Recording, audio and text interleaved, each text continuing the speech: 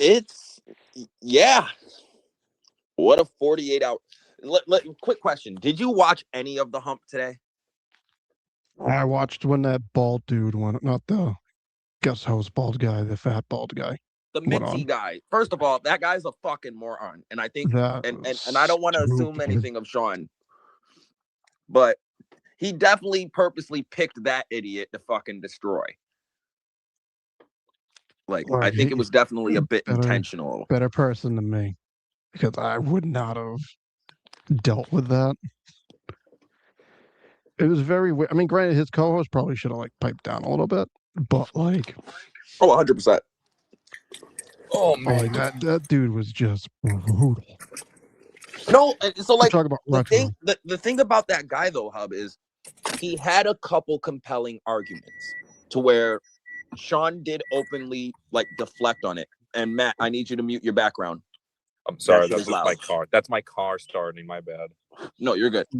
Damn. But like he did ask a couple questions and Sean did deflect a bit. And before we go into this, let me quickly introduce the point of this space, everyone.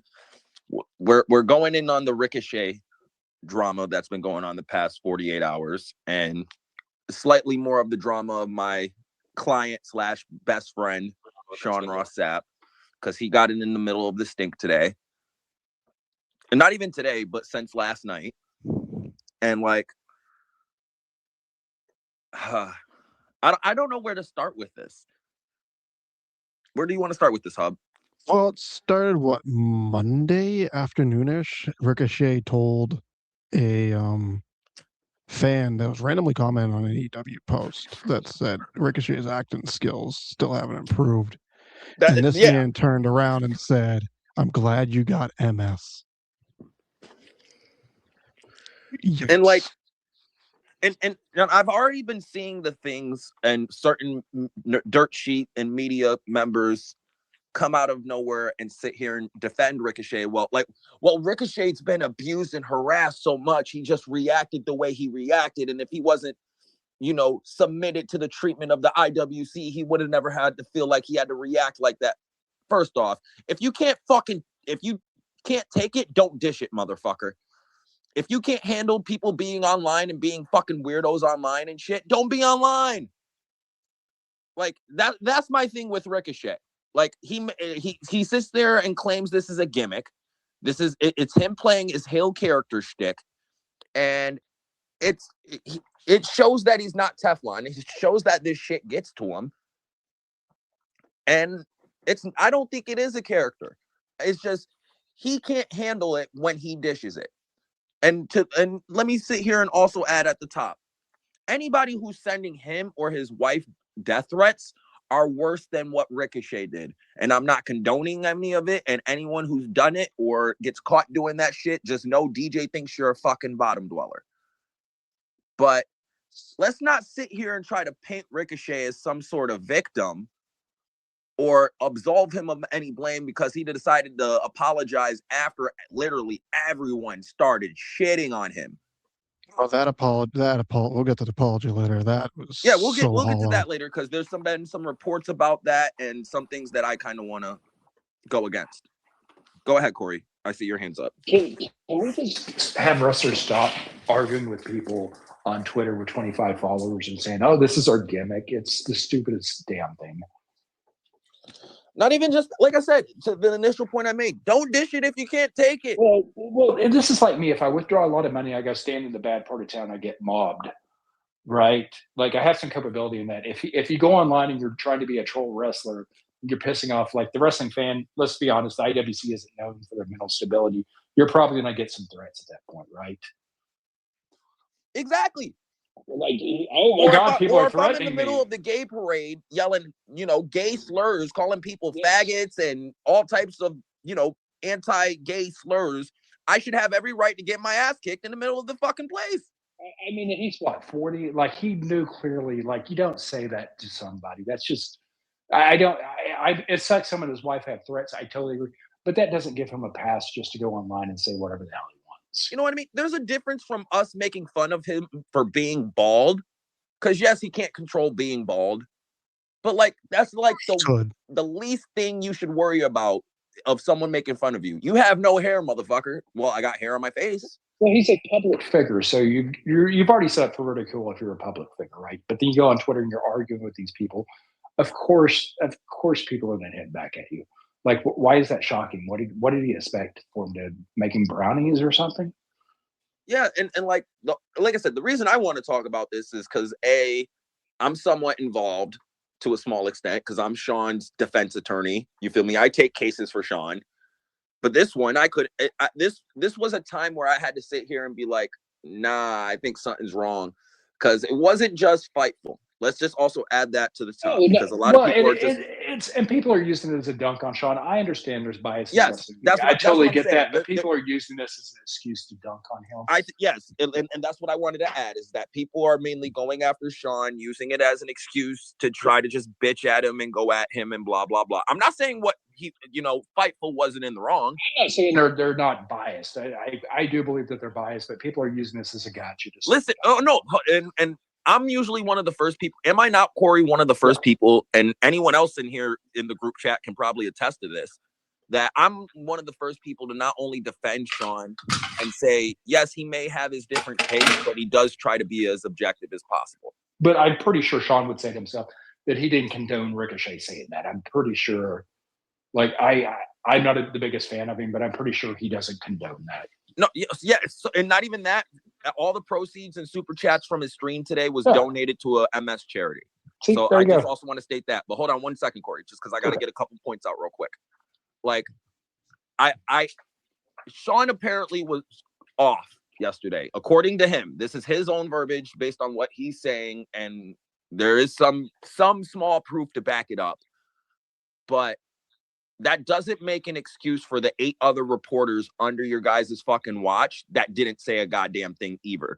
And if Sean's excuse is, well, Jimmy didn't want to run with it because if we talked about every stupid thing that's tweeted, we wouldn't be talking about it. Last time I checked, you guys just tweeted, you guys were fucking just making a story out of some NXT bitch tweeting a dream and trying to turn that into a story.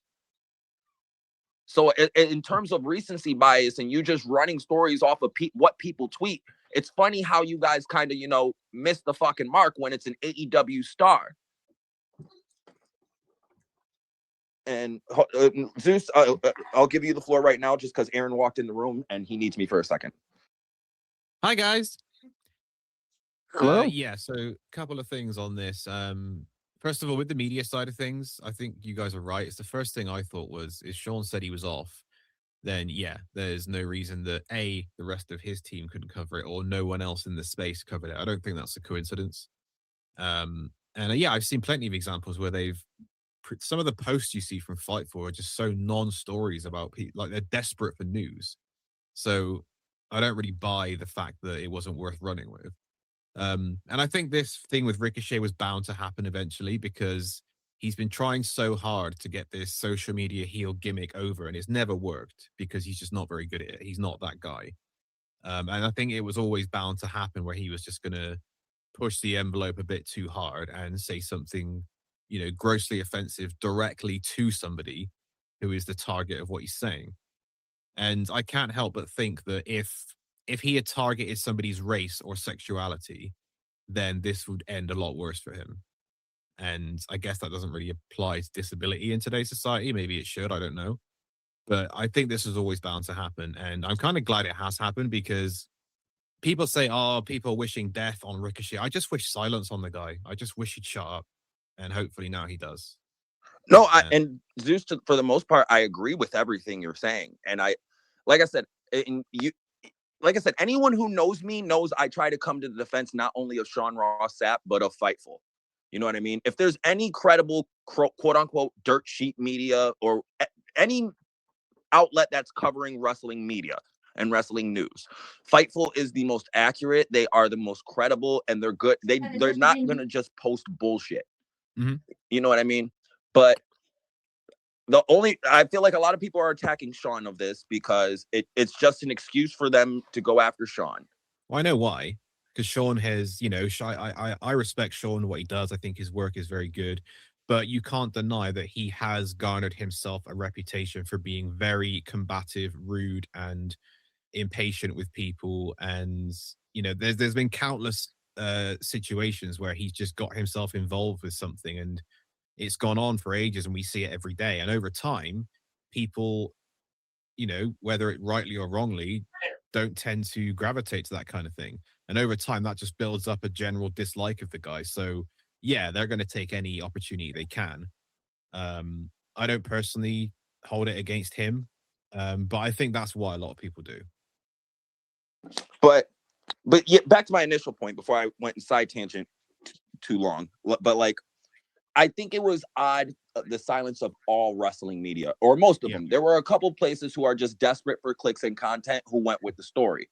But in terms of the observers, the wrestle purists, the self-mades, the fightfuls, they were all oddly quiet until that apology came out. Yeah.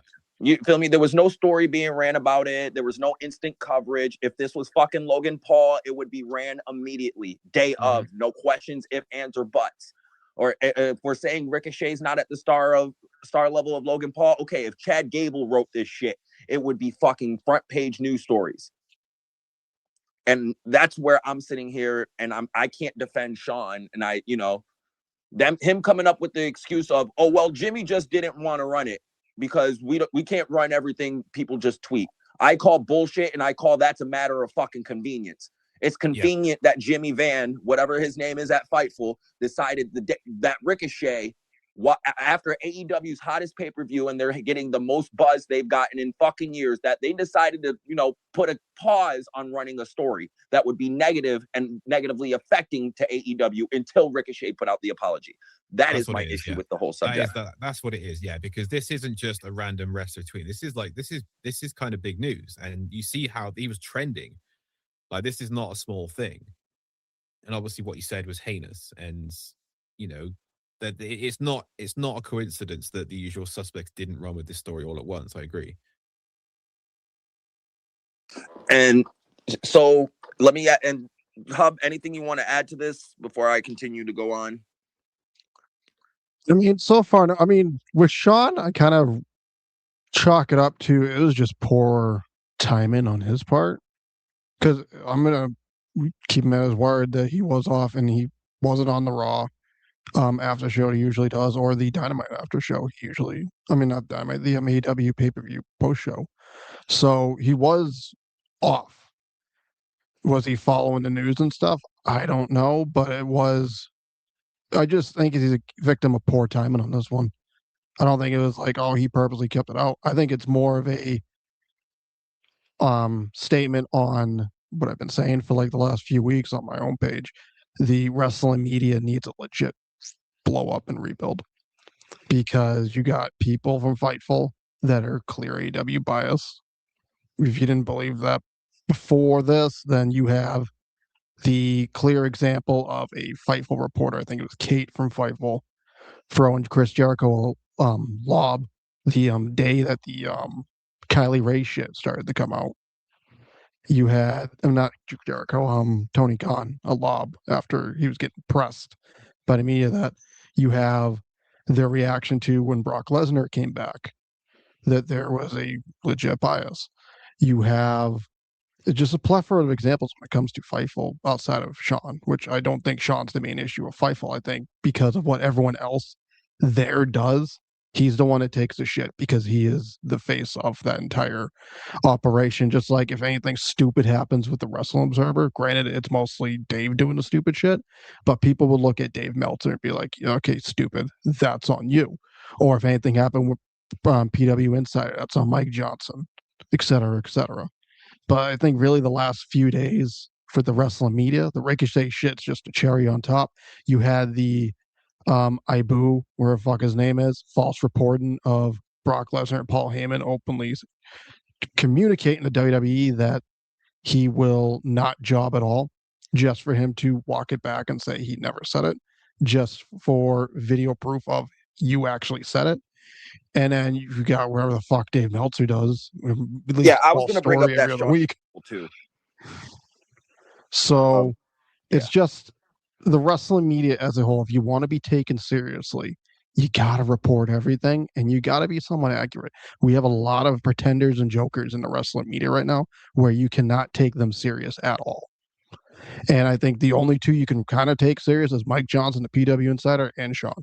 And that's it. Everyone else could get the fuck out. Zeus, I'll come to you in a second because, like, I agree with most of your points there, Hub. And again, the reason why I usually always come to the defense of Sean, because Sean is a credible motherfucker and I do know him.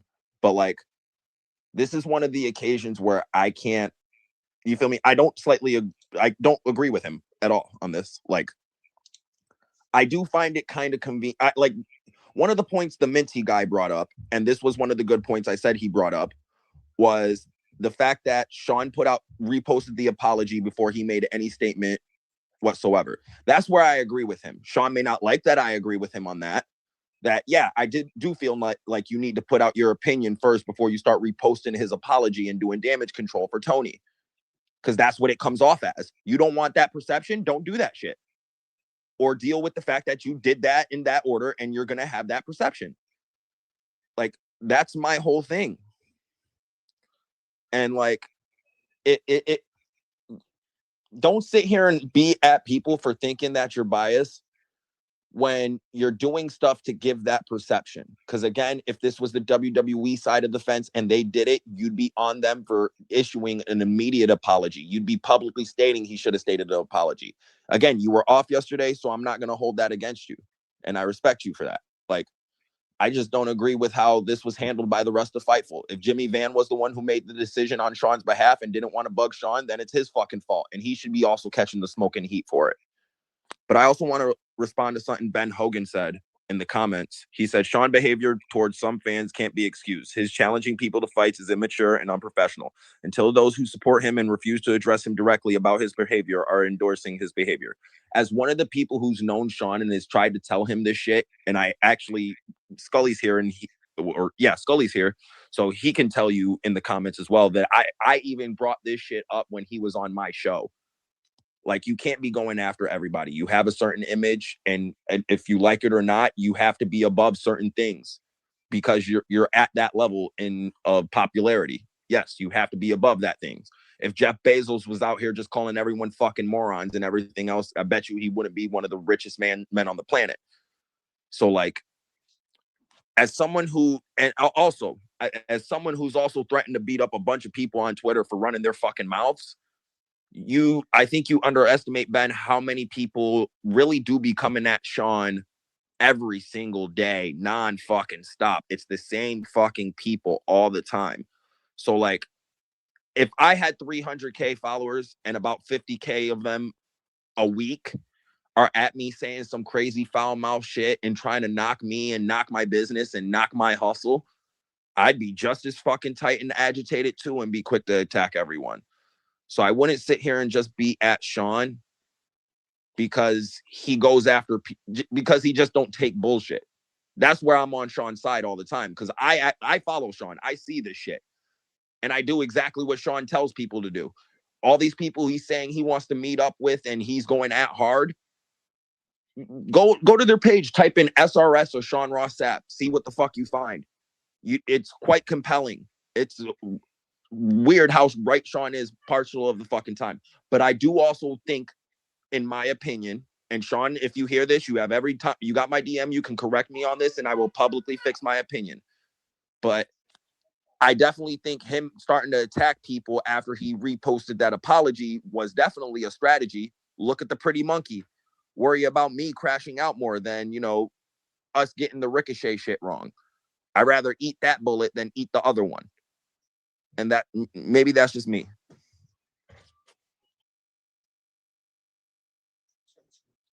Just a couple of things that have transpired in the last few minutes. First of all, Sean has reported that nobody told Ricochet to apologize. He reported that on the hump as well. Yeah. And also, I don't like this kind of side narrative where it's like, you're not allowed to be angry unless you donate to an MS charity. I don't like this thing that he's going with. People are allowed to be angry. People get angry about shit every single day. And you don't have to financially, there's no kind of paywall to allow to be angry about something. So I don't really like this narrative either. But going back to what Main Event said about the wrestling media in general, I totally agree. Body slam, self-made, like it's absolute clowns, and this whole wrestling media is a circus. And I agree that Fightful and PW Insider are probably the only two, in terms of accurate news, that we probably have. But this is the kind of thing that they should be covering, not posting spoilers for wrestling shows we're about to watch in 30 minutes all the time. You know what I mean? I just think it's an absolute joke. And I'm hoping that, people start to kind of turn on the wrestling media because of this. And, like, some of them say, like, oh, don't you want us to feed our families? It's like, no, get a real job. I'm sorry. With all due respect, I don't really care if you pay people like Kate or Righteous Reg just to be really aggressive and angry with people just because they get to do a podcast and say what they think about wrestling. Like, I don't really think that warrants, oh, you have to feed their family. I think that's bullshit. See, that's the thing with Fightful too, that gets a lot of people fucked up and a lot of people at Sean the way they are, because a lot of them are just content creators. They're not like hardcore journalists like Sean or like Mike Johnson of PW Insider, or even Dave to his credit. You know what I mean? It's a hard thing to admit, but Dave is he was the OG journalist. His credibility is fucking shot now because he's let his bias take over. But up until about 2012, 2015, Dave was literally the most credible wrestling writer of all time. I agree. Yeah. So like those three guys have well-established credentials and have enough cachet and enough on their resume of getting shit right and having the right connects and contacts. Dave has Tony, Sean has Tony, Mike Johnson has everyone else around because everyone loves Mike Johnson. So like, I just think in terms of the wrestling media, I think we need to stop just letting people who are just in media because they want to be bigger fans of wrestling. You know what I mean? They think a lot of these like media guys like Ibu, you know what I mean? He wanted to get into the dirt sheet business and all that because he thought it was going to give him more access as a fan. He wanted to be the super fan with access. And that's why he got outed the way he got outed, because he was too happy, too high. He was getting what he wants. You feel me? He was talking to wrestlers behind the scenes. He was going to shows. He knew Tony Khan. Like, he was too high off his britches, and then he started fucking pillow talking, and that's not what you're supposed to do as a journalist. You're supposed to keep your sources and stories that you can't confirm and you only heard out of, the side of someone's mouth out in the public. You can't be doing that. No. And he did the same thing with the Paul Heyman, Brock Lesnar thing. He didn't hear anything from a fucking source and confirm it. He just heard something from someone and said it. No confirming, no making sure this is a true thing, not just someone talking out their ass, unless you're hearing it straight from the source. And I don't know if I disagree with Sean, because he, like I said, he has more insight than me on this, but from what I know, I definitely believe someone told Ricochet to apologize. If it was his wife, that could be, you know what I mean? I know someone told him to do it. Well, Ricochet was reposting things in support of him like an hour before he apologized. But I can believe Sean if he said Tony didn't say to take it down. Someone did, yeah. But someone told him to. And if I can believe the Samantha thing, because she was getting shit too for no reason, for just being married to the dumb motherfucker. Yeah. So like, damn, we're getting comment crazy right now. John said he needs to know what comes with the territory. He does know that it comes with the territory. He just needs a little more impulse control for Sean. I disagree. As someone who regularly claps back at motherfuckers who say dumb shit at me, and I want to punch people in the face half the fucking time anyway, I can name at least 5 people since I've gotten on Twitter I've threatened to punch in the fucking face, Sean being one of them. So, I don't know. In terms of impulse control, I'm not one to talk. I also think with this wrestling media thing, it's almost like because they work for Fightful, they think their opinion on wrestling holds more weight than other people, and that's just not true. It really isn't. Just because of where you work, that doesn't mean that your opinion matters more than mine or yours. That's not how it works, and that's how it comes across when you look at like Corey Brennan from Fightful. He's one of them. He pisses me off. Like the way they talk, John Alba, like the way they just talk down to you all the time on social media. It really pisses me off.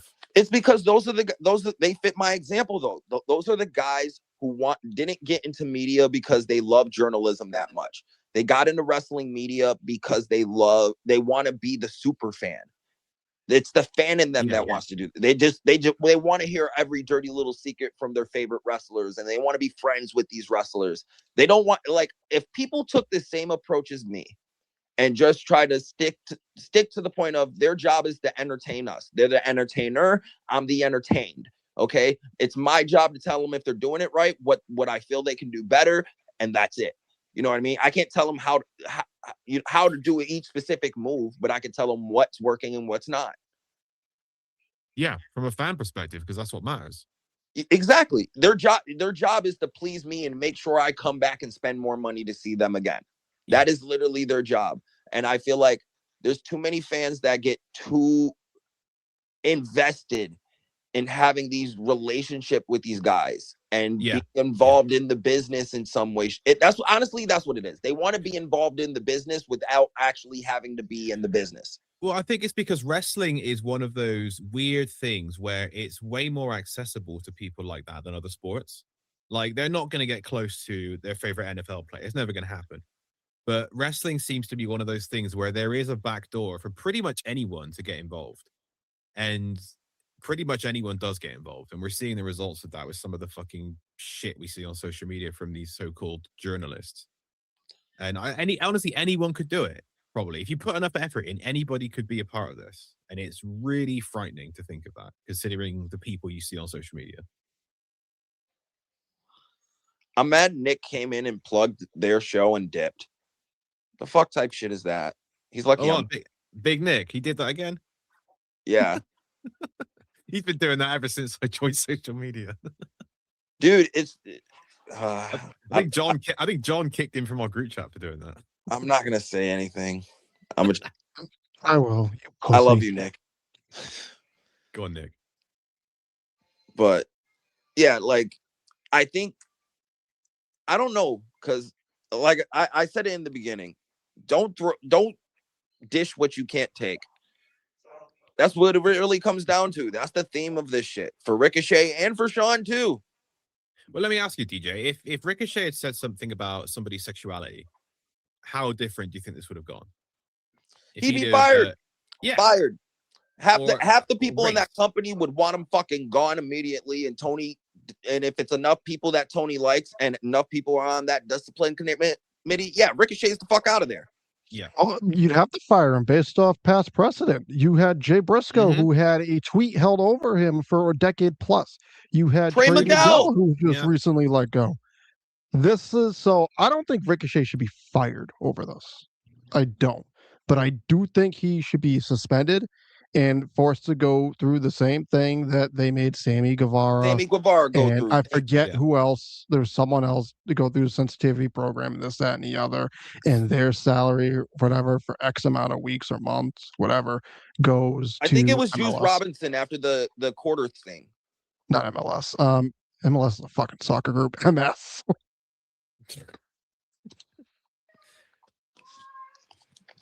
Hold on 1 second. Tom, take over for a second. My son said something about opening the door. So I want everyone's opinion here. So there's the Ryan Alvarez report from yesterday. That should have, fingers crossed, Ricochet should be hoping he still has a job next week. Should Ricochet's job be in jeopardy? And pretty much, would you, if you were Tony Khan, let go of Ricochet over this? I wouldn't know. No, I wouldn't either. I don't think he should be fired for it, but I definitely think Tony should add a fucking addendum to his contract. No more social media. Get the fuck off. Do what Samantha did. Just deactivate. Don't go on social media. It's not helping you whatsoever. It's not helping you get paid. It's not helping you generate more interest. It's just getting more people to dislike you as a human being. And to sit here and throw I'm playing a character deal, we call bullshit. You're not playing a character because you insulting somebody with MS forwards nothing on television. So, like, it's a ridiculous argument to make when people say that. Not even that. He's literally, since he's been released, the second he was not under WWE contract, he started doing this shit. Yeah, and I wonder why. Because WWE know what they're doing with this kind of thing. Like, they know that social media can have dire consequences, and that's why that they're all tight-lipped when they're under WWE contract under very specific circumstances. Like Drew McIntyre is a good example, who's someone who's allowed to utilize it very well within the confines of what they allow. But it felt like Ricochet's been bottling this up for years, and then he just couldn't wait to just be an asshole on social media. I can't wait to tell all these fans who didn't appreciate me how I feel and how I really think I'm the greatest. Again, this is half the shit he says on Twitter definitely is what WWE was seeing. Why am I not being pushed better? Blah, blah, blah. Like, you know what I mean? Like, he definitely does seem like the type to think his shit doesn't stink. Yeah. Mm-hmm. And that's just from the optics. He seems like a horrible dude. He just seems like a genuinely unpleasant person. That's how he comes across. Oh my God. Hold on.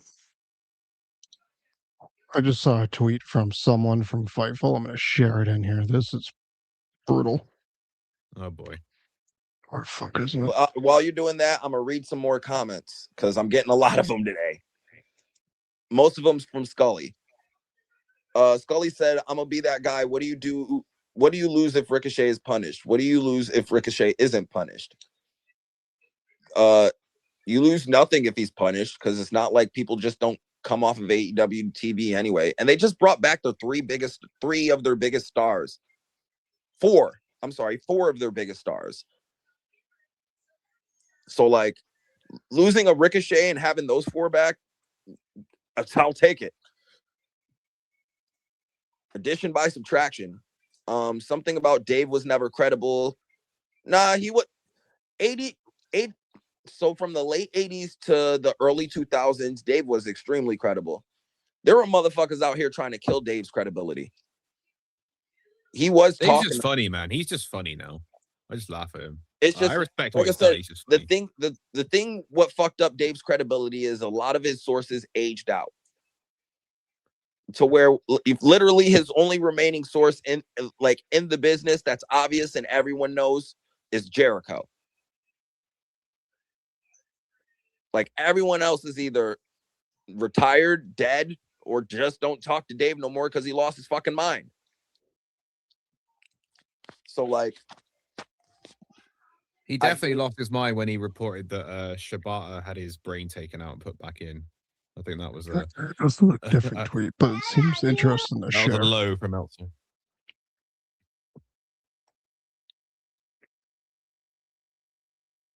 Hub, go ahead. I gotta help Aaron with something on Mario Kart real quick.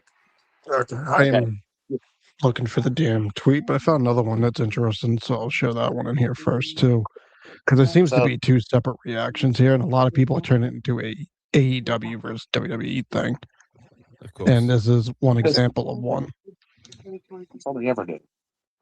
But I wanted to say something about this whole Ricochet situation. Had he been in WWE and did this, we would not be talking about him being employed with that company. We'd be talking about him in the past tense. Yeah. We know that. fired. Well, believe me when I say this. People in WWE have been fired for a lot less than that kind of thing. And you're going to go on social media and be a dick towards somebody, they're going to take exception to that. Because you go ask Quincy Elliott about that shit. He'll tell you. Yeah. They bounced him on his ass without even fucking blinking. Good. The guy was an asshole. That's what I heard from people anyway. And if you do it in WWE, then you are potentially, aside from everything else, you're costing them a lot of money with the amount of sponsorships involved. That's the kind of thing that's going to turn off big sponsors. And you think that's kind of a thing with AEW here, because they don't really have a lot of big sponsors in general. So they don't have any pressures from sponsors.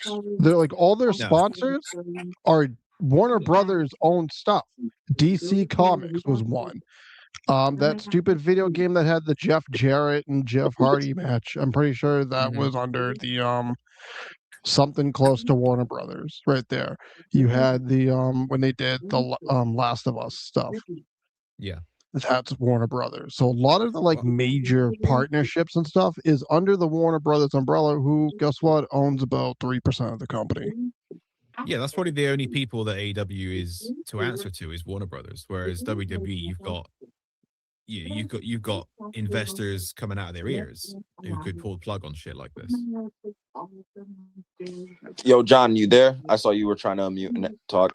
Yeah, no, I was just going to say, but I do think Ricochet is probably going to be suspended. Like I could see them saying something tonight, trying to write him off in some way, but I do think he'll be suspended at least. He won't be fired, and I think it'd be crazy for him to be fired. But yeah, the suspension's coming, I believe. Hold on, I'm just gonna mute the space for a second. So Herm muted himself. So I think you have to suspend him. If you don't, that is a terrible look. That the one time you're not going to discipline someone for something real obvious for conduct, it's because he is a former WWE star with some cachet to his name. That's a terrible look. And I know people are going to bring up CM Punk and stuff. Well, that one you really had no choice. He was fighting motherfuckers. But like this one, I put under the same thing as Sammy Guevara on a random podcast like 5 years before he was in AEW, saying he wanted to rape Sasha Banks, or whoever the hell the other Max Caster with his rap, where he had to go to Yeah, with the sensitivity Vince training. McMahon rap. I remember that. That's what it was. It's just a terrible precedent if you don't suspend him. Yeah, and plus, no offense, you just took the title off him, so obviously there's no terrible situation all around, but it could have been better timing for AEW on that point, because you already took the title off him. I don't think you really need him during this right now. Bring him back after Double or Nothing or some shit, and just let Jack Perry do his own shit. He's not tied to any storyline really right now, so you don't have to like wrap up that loose end. Do you think this kind of puts the brakes on him ever getting a big push in AEW, this kind of stuff? No, hell no. I think he'll get another title again. I don't think you will see him be a world champion in AEW. No, I think I never thought that this killed it. I think there was a chance. Even AEW or even Ring of Honor as world champion. I think this killed that because you can't. It's the same thing with Sammy Guevara. You can't really trust him. And Sammy Guevara, for the most part, has done a good job trying to repair his image and shit over the last few years. But you can just tell they don't really trust him, which is why he's the only one of the pillars that is not on Dynamite at all. Hasn't really been, I think, in almost a year consistently. He's had a few off matches here and there, but other than that, he's been Ring of Honor purgatory. And this stuff stays around forever as well. Like, Sammy Guevara's podcast is always there. Ricochet's tweet is always going to be there. It's never going away. I think this will go away sooner because it's just a tweet. I could be wrong. Like I said, unless they're going to take the full-on Jay Briscoe approach from the WBD side and say, nah, that motherfucker needs to get off television now. He's getting too much heat. Like, I don't think this is going to affect him that bad in the long run. I think this is more of a short-term issue and problem than a long-term one. There will be something else that someone will get pissed off of that someone from AEW either did or said in the meantime. But I really do also think the timing of this was really bad because of the good PR AEW was getting. You know what I mean? Revolution was a huge success.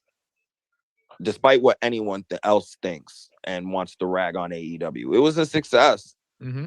And almost any wrestling metric we can measure it by. So and it's been the best PR AEW has gotten in years. Like, they sold out an arena. They had a good-ish show for the most part till the main event. People were entertained. They were happy. There were just nothing but good reviews about the show. And then Ricochet does this to show everyone, nope, AEW hasn't changed. It's the same old, same old. The inmates are running the asylum and they're fucking running rampant. And I don't even think AEW's really gotten flack for this at all. I think it's mainly been Ricochet for obvious reasons, and the wrestling media for not even talking about it until today. no, but that's why AEW, exactly why AEW didn't get the bad PR though, and why it's not. I don't think. I don't want to say it's not affecting AEW because there are people who are giving AEW flack for this. Like, why didn't they say anything immediately? Why didn't Tony come out and say what Ricochet did was wrong and he's immediately suspended? Instead of, I'm gonna look into this. Like, again, if she said, and it's not even like she said anything that inflammatory. She said his acting wasn't better, which is her opinion. No, it ain't. She's not wrong. But like, but another No, she thing is not wrong at all. Yeah, with another thing with Warner Bros. Discovery, this is where inconsistency comes through. You're not going to see Ricochet get fired. Hell, you may not. He'll probably get suspended for God knows for how long, but he's not going to get fired because he is somewhat of a name. Which is the same reason why they allow Ronda Rousey in AEW for all her shit she has tweeted and Trey talked Miguel. about even since. Trey Miguel doesn't have a name or cachet, so it's easy to just let go of him. But we let Ronda Rousey in, and Ronda Rousey's posting goddamn Sandy Hook's hoax. She didn't apologize for 10 years. I agree. She didn't apologize till like what, last year, her little book tour? Yeah. And no, and like I said, in terms of the media argument, like, you can tell now there are certain people who have a certain investment for AEW being an alternative and will do anything to help keep it and push that narrative. And there are a lot of people in the media as well who just dislike WWE and the idea of WWE ever monopoly in the wrestling business. You know what I mean? So it's like, when you got those two subsets of wrestling fan and people who gain up a small cultivation to have that type of following because they've been taught and told they need to have this mindset. It's like, when you see shit like this, and like I said, I am someone who avidly defends Sean, Fightful, and some wrestling media for just doing their jobs. It's a hustle. Don't be mad because people out here found a hustle that they can do. They can get some of these dumb marks to pay them to tell them shit about the wrestlers because they know and talk to the wrestlers. That's a hustle at the end of the day. I'm, as someone who's created his own business and started my own shit from scratch, I can't knock them for it. But like, this time I cannot sit here and defend Sean, and I'm going to sit here and publicly say I disagree with him. And if Sean has a problem with anything, we can talk deeper about this and I'll fix my opinion if we can talk deeper about this. But I watched the hump today. Also, DJ got a shout out on the hump today. Look at me. So I feel good about that. But like, I disagree, not with Sean, because again, Sean had a valid reason. He has a valid excuse. But I am coming after the rest of Fightful, Jimmy Van, especially if he's the one out here who made the decision not to run the story. Because it's, again, the timing is just fucking odd. And it's not just Fightful. Meltzer and the Observer didn't run anything until the day after, until the apology. I didn't see anything from Ringside News or Wrestle Purists. I named all the dirt sheet medias I could off rip. But like, at the same time, in a concerted effort, you know what I mean? None of y'all said anything. And at least Wrestle Purists and the Observer are AEW friendly fucking journalists. Anyone with two eyes, ears, and a mouth and likes water can fucking tell you that. But Fightful kind of surprised me for the simple fact that I don't think they try to show their bias as much as the other ones, even though this kind of exposed it a little more. Ergo why I'm calling it out as it is. But just the concerted effort as a whole, Sean retweeting the apology before stating his opinion first, knowing how often he gives to charities and stuff, I feel like was a bad move. That's the one point Minty brought up that I agreed with. I don't care how you feel, Sean. That's where I agree with him on. You definitely should have said something publicly for Fightful or had one of them say something on it before you retweeted that apology. I'm sorry. It's over for that. There's not, if you want to use the word timeliness or whatever, or yes, I expect you to be smarter than that wholeheartedly. Don't retweet an apology for someone first and then be like, oh yeah, what he did was wrong though. And it sound like it's something forgiving just because he apologized. Nah, he need to rework his fucking behavior. That's what he needs to do. That's what you need to be telling people. You're the one with the access to these wrestlers. And I understand from the point of if you don't want to lose certain access because you say certain things and hold people accountable, but that's what happens when you want to be an honest human being.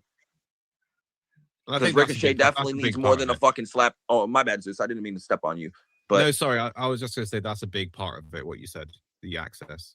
Yeah, and like Ricochet definitely needs more than a fucking slap on the wrist from the media. Y'all definitely need to be hounding this motherfucker saying, no, you should get off social media. If you can't fucking dish it, I mean, if you can't take it, don't dish it. And let's not sit here and paint Ricochet as this fucking victim of harassment when he's definitely a big perpetrator of it. Just there were times when he fucking, before he even signed with AEW, where he would go after people for just not even tagging him or anything, but reposting a video and saying something. Like, he was looking that shit out. And I remember when Scully called Sean out on that shit. So you're like, you know what I mean? I do think Sean sometimes types SRS to see who the fuck's running his mouth about him. But I would too. If I was this famous as Sean, I would look out some shit to see which motherfuckers was out here saying some sly shit. But that, like I said, that's just me. Ergo why I give Sean a slight pass on some of his action, how he handles people who be running their fucking mouth about him. Because again, I've threatened to punch multiple people in the fucking face over running their mouth about me. Keep my name out your fucking mouth and you won't have to worry about my fist going through it. That's simple. But in terms of trying to be, if you're trying to keep, how did Sean phrase it in the hump? Did he say non-biased journalism? Is that how him and Greg said it? Or objective journalism? So You can't be out here just, you got to watch how you do things. You got to show some objectivity, because at least there's a few examples within the past couple weeks of Sean not being objective. Him trying to sit here and say Ibu didn't lie and it wasn't on camera. Does anyone know that NXT girl who had her dream tweet fucking aggregated? Yeah, the Olympian girl. My Steele. I forget. Maya Steele, thank you. And y'all ran with that. You know what I mean? These are examples I can at least give, because Sean was sitting here saying no one has evidence or examples. I'm someone who follows you, watches your shit, and watches your tweets. So you can't say I don't know nothing. I can't believe they ran with that story. I can't believe they ran with that dream story. That was one of the most ridiculous things I've ever seen. I'm not surprised, because at first it really, if just hindsight looking at, I fell for it too until I really looked at it. And I was like, wait a minute, there ain't no fucking medal that happened over the weekend. What the fuck? And then she said she was called up for Raw. And I was like, no, the fuck you weren't. I was like, what is this? So I'm one of the people that actually fell for it. I thought it was legit. And then no, but that's what I'm saying though. They ran that whole story off of just a tweet. And then Jimmy, again, this is what Sean said on the hump. Jimmy Van says, we're not going to run a story every time someone tweets about something. And but I think that's on Jimmy more than Sean. A whole story for Fightful when a WWE NXT talent tweeted something. I think it's more on Jimmy than Sean there, especially if Jimmy's a part owner. If Sean's clearly gone, you're in charge, you call the shots, and you're sitting there saying, nah. Wrestler telling a fan, hey, I'm happy you got MS. Hey, that ain't a story. That's insane. Imagine, let's put it this way. Pro wrestling media wants to be on the same level as actual sports media. Imagine if, let me use an example here. Bam Adebayo went up to a kid with cancer and said, I'm glad you got cancer. And ESPN's like, nah, we ain't running that story. Guess what? That reporter and the person overseeing him, guess what happened to him? You're fired. You're gone. Your career's done. You're not credible at all. That's what happened. So this is just another pure example of why people will not take pro wrestling media seriously. And for the most part, you really can't, with the exception of two people, and that's Sean and Mike Johnson. Because it's not the Observer anymore. I mean, Dave's a great wrestling historian, but he's one terrible ass reporter and has been for at least the last 4 to 5 years. It's gotten worse. The self-made guys, I tried to give them the benefit of doubt, and then the whole thing that happened this past week with lying about Brock wanting the job and shit, not wanting the job, that killed them. I'm sure, forget, Sports Illustrated has been shit for years. That hasn't been relevant since I was like 6. Which, once again, that one. So when we get to the end of the year now, and people are questioning the legitimacy of your end of the year awards, Sports Illustrated, people are going to come back to this and wonder, why didn't you report on this? But you're one of the people that were hounding Triple H at when WWE did pressers about Vince McMahon updates when they really had nothing to give. And that's not really comparing the two, but like the same people that would go to these WWE pressers and would just hound Triple H over Vince McMahon questions where there's really been no significant update. And even if there was, he's not allowed to legally share it. So it's very one-sided when it comes to when we want to be real journalists in professional wrestling. This had happened before Revolution. Do you think that any one of these journalists would have asked Tony about it at the scrum? Oh, 100% they would have. Oh, they would. They brought up the Jericho, Kylie Ray thing. Some of them would have. It's just whoever asked the question would never be allowed at a media scrum again. Yeah. I can guarantee you fucking that. You have the Waffle House questions. And that's the reason why I think a lot of the media, quote unquote, shut the fuck up yesterday and didn't say anything until Tony gave them to fucking say something, or you know what I mean, until they had an idea of what would be the best thing to appease fucking Tony. You know what I mean? Because if they say the wrong thing, they're out of Tony's good graces. I've seen Nick Hausman at a fucking Jericho and Kylie Ray, wasn't he? Ray, Punk. Yeah. The last time you heard something from Brandon Thurston. Jesus, I haven't seen that dude in a hot minute. You want to know why? Thurston was out putting the AEW quarter hours out all the fucking time. Yeah, because the ratings. He's an analyst. He's an analyst. Yeah. He tried to be a reporter. Didn't work. The numbers don't lie.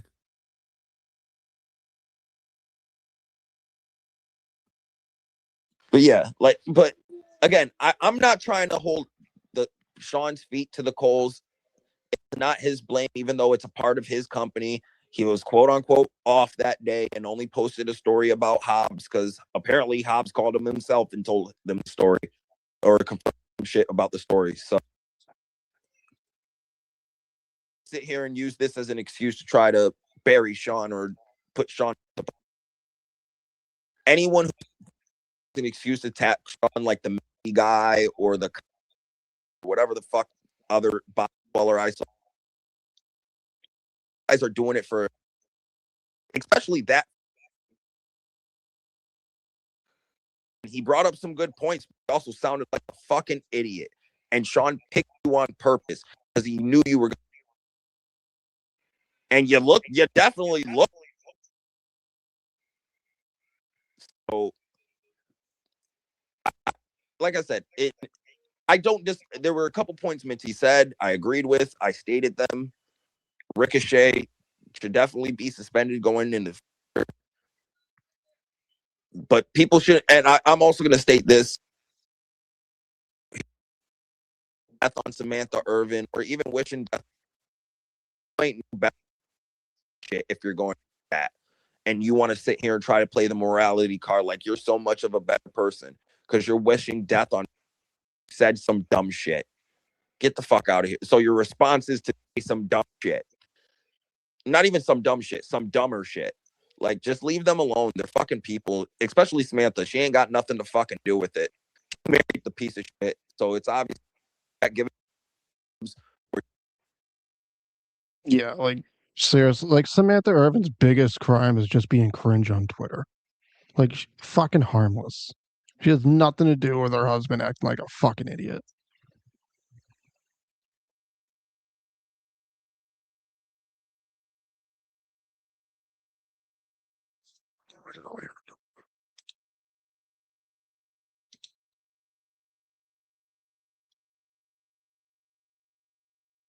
I'm gonna throw it out to the floor real quick. Anyone else got anything to add? Just throw your hand up real quick, and I'll go straight to you. Just because I don't want everyone all talking at once by accident. Or if anyone in the listeners want to speak and say a quick thing, you're more than welcome to. Do you want to say hi, Aaron? Hi. Oh, he gave you all the quick hi. I think Hub dropped by accident.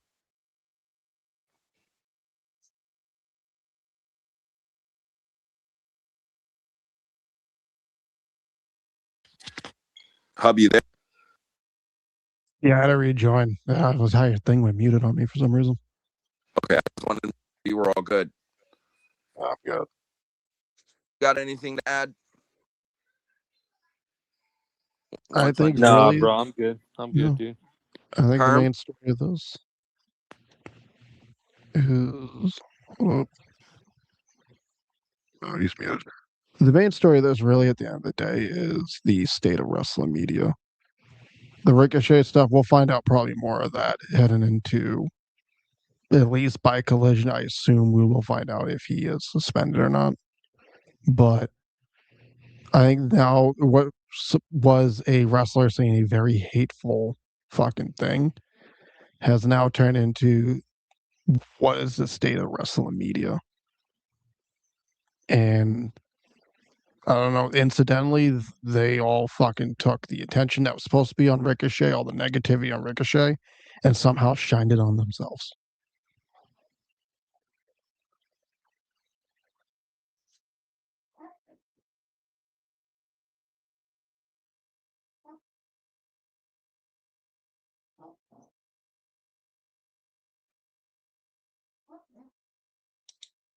Or any of the fuck. I think they handled it wrong. And it's not just, it's just they're the ones who's getting the smoke today.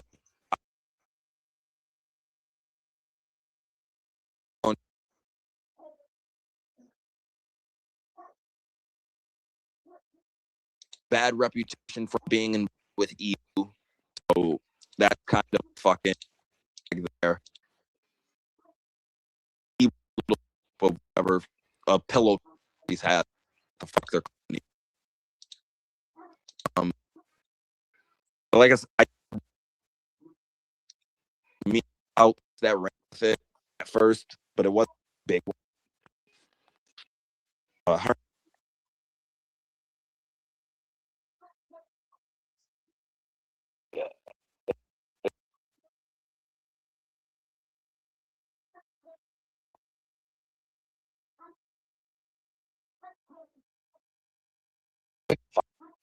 like a fight, so they're pissed.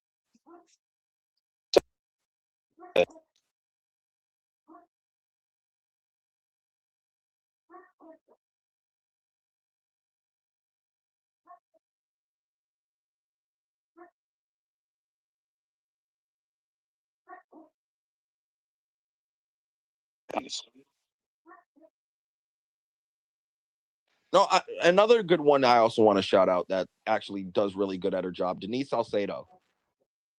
So at least I want to at least give her recognition as one of the people who do it right, because she definitely is cringe. I will say that. I can't sit longer than fucking 5 to 10 minutes listening to her talk, but she does her job good, and she has resources, not resources, but she does have sources.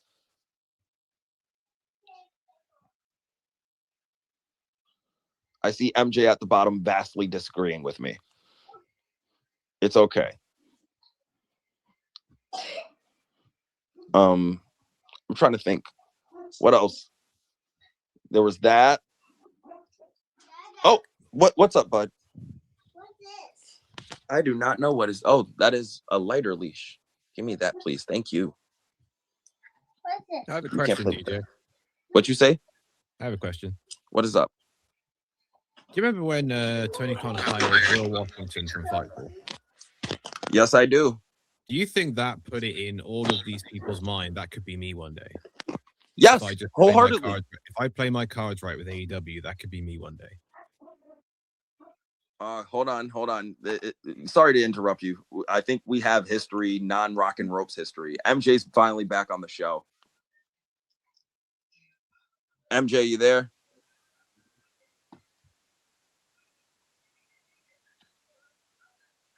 Hello? I don't know how to use spaces anymore. It's been so long, DJ. Oh, I know. It's been forever. It's been like a year. Holy shit.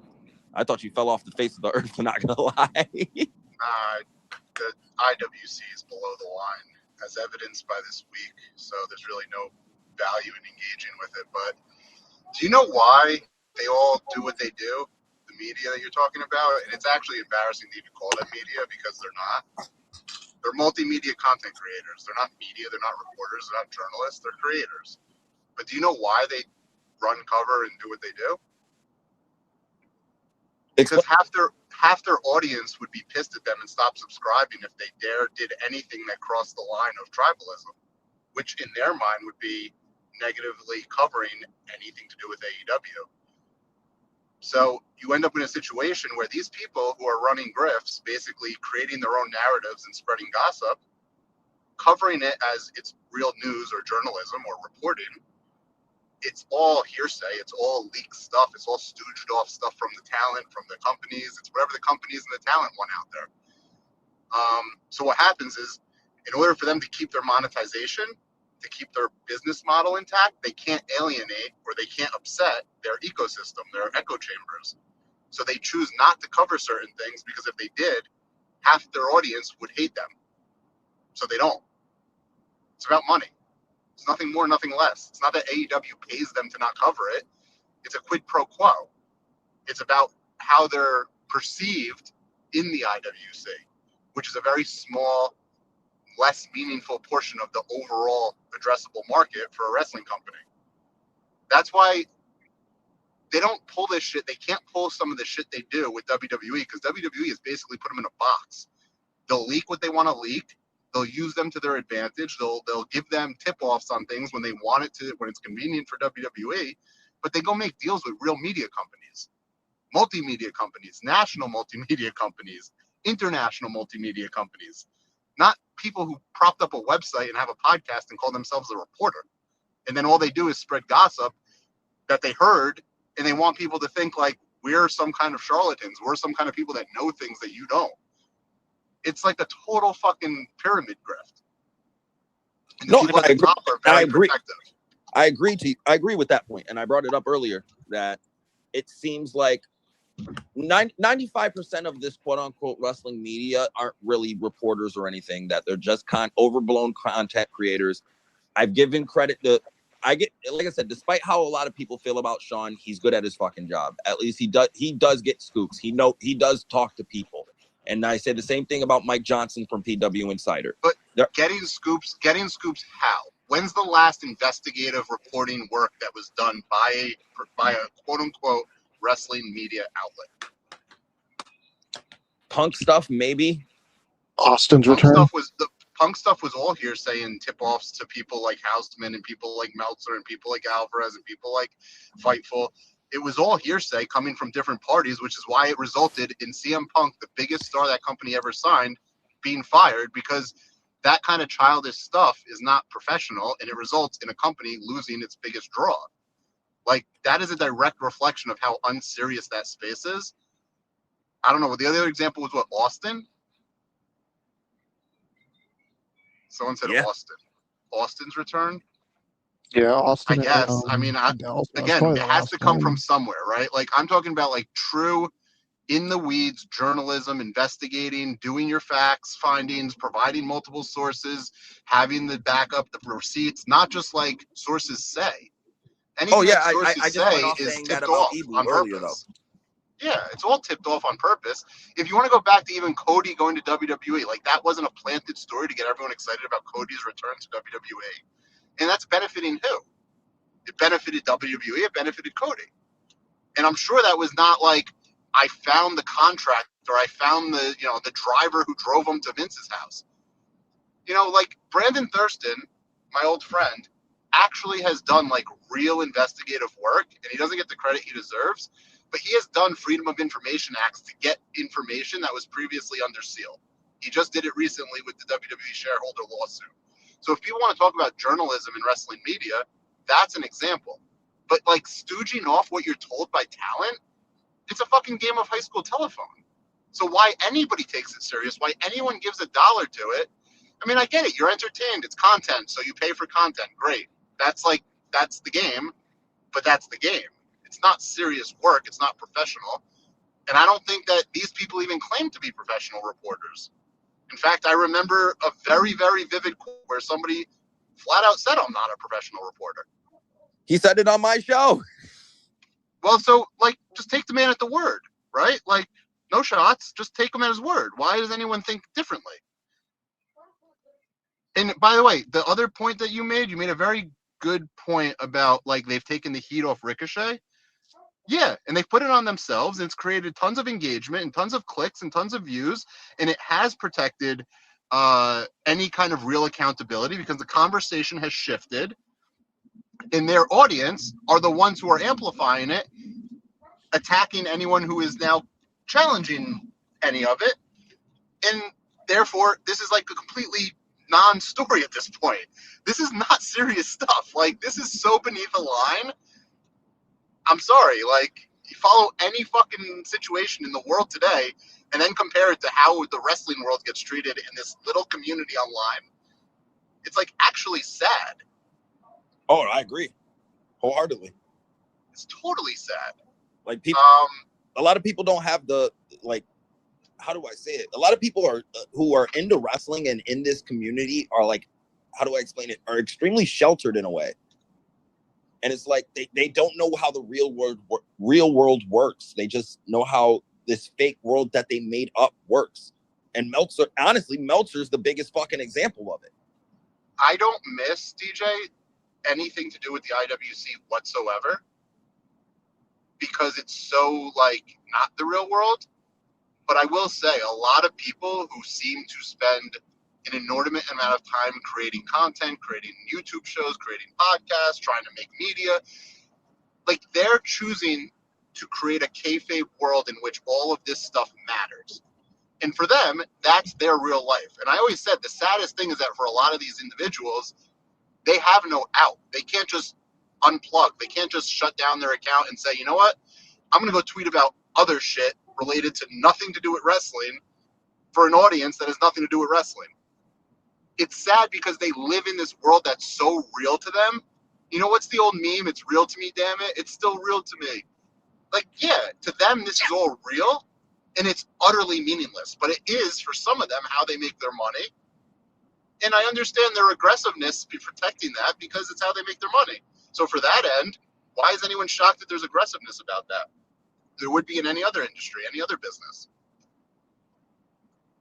Yeah, like I said, I found it weird that Sean randomly because Sean attacking people definitely came out of nowhere, especially after his day off, quote unquote. It happens all the time. It's not surprising. I think the bigger thing is other outlets that really, really, really emphasize things people say.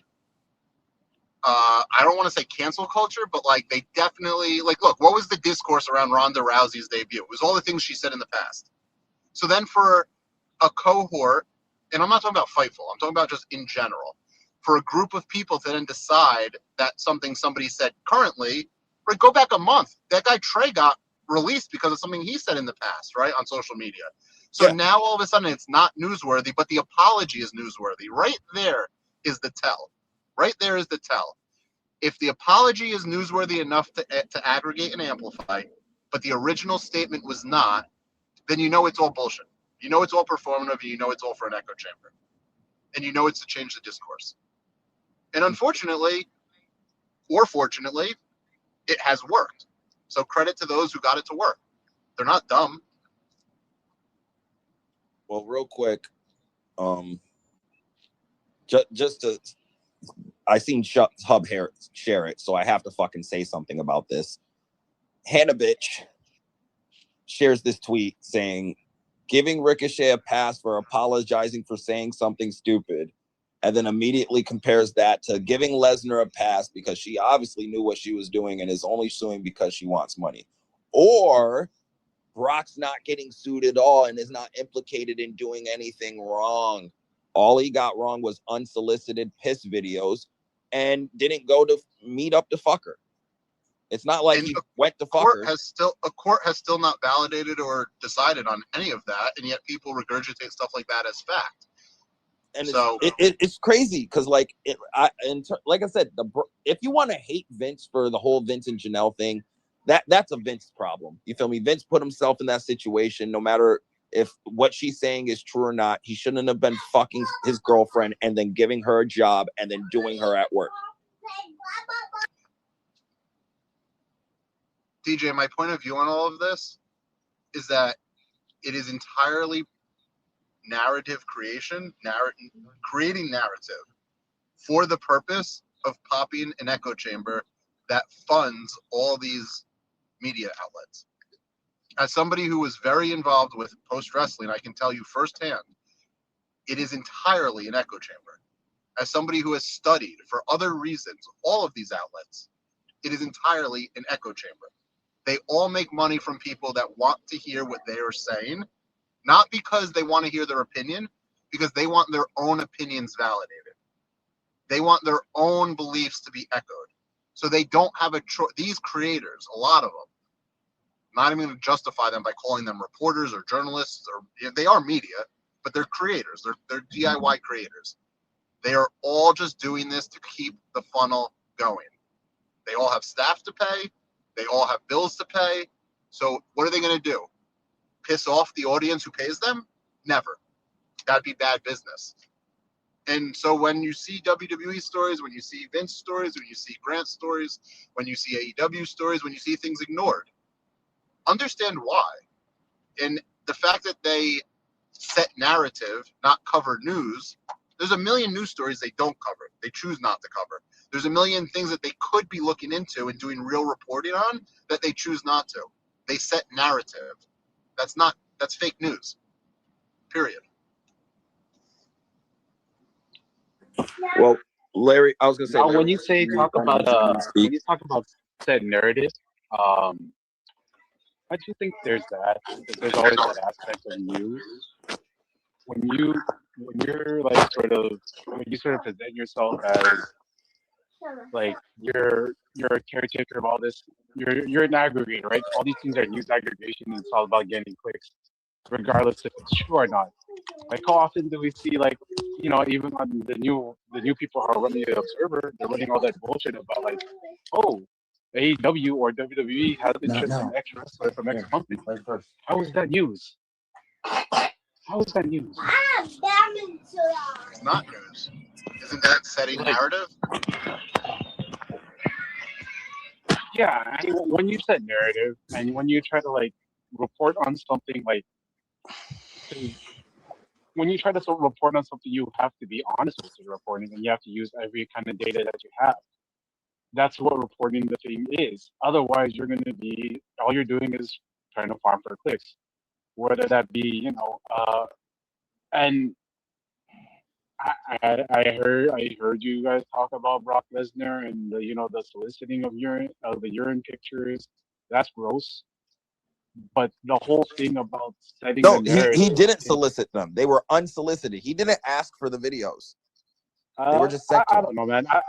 No one even knows what's true or not true about that case because nothing's been litigated, and it's all just somebody's complaint. This is all just being said. Like, honestly, I wouldn't even want to speak on it. I don't think we should speak on it because I'm not interested in speaking on it. Yeah, because like I like when you try to set narratives in pro wrestling. So like if Ricochet says stuff like, "Oh, you have MS. I'm happy you have MS, right?" And then you have like the idiots that go out on the line and say, "Hey, he's in character." And then you have the people say, "Oh no, why is this not being reported?" It's being reported in some places, it's not being reported in other places. And it's just like, who fucking cares? Who fucking cares? This guy just talked shit on Twitter, and he was an idiot because he said like he went too far in it. That's the story, right? He went too far and told someone with MS that they should have MS, right? That's the story. That's incredibly astute of you to say, by the way. And I agree. That's the story. Is that here is a guy who took the character of being a troll on the internet and didn't know where any lines were. And there's no one to rein him in from any stepping over lines. And that's the story. Is there an issue with talent who no longer understand that there are lines? They are performers. They represent a company. What they do is a reflection of that company. That's the story to cover. It's not a tweet. That's the story. Yeah, the story is like wrestlers are stupid. Wrestlers should be like wrestlers are given like a code of conduct, right? When they're at work, and if they're working on their Twitter, I say Twitter, I don't say X.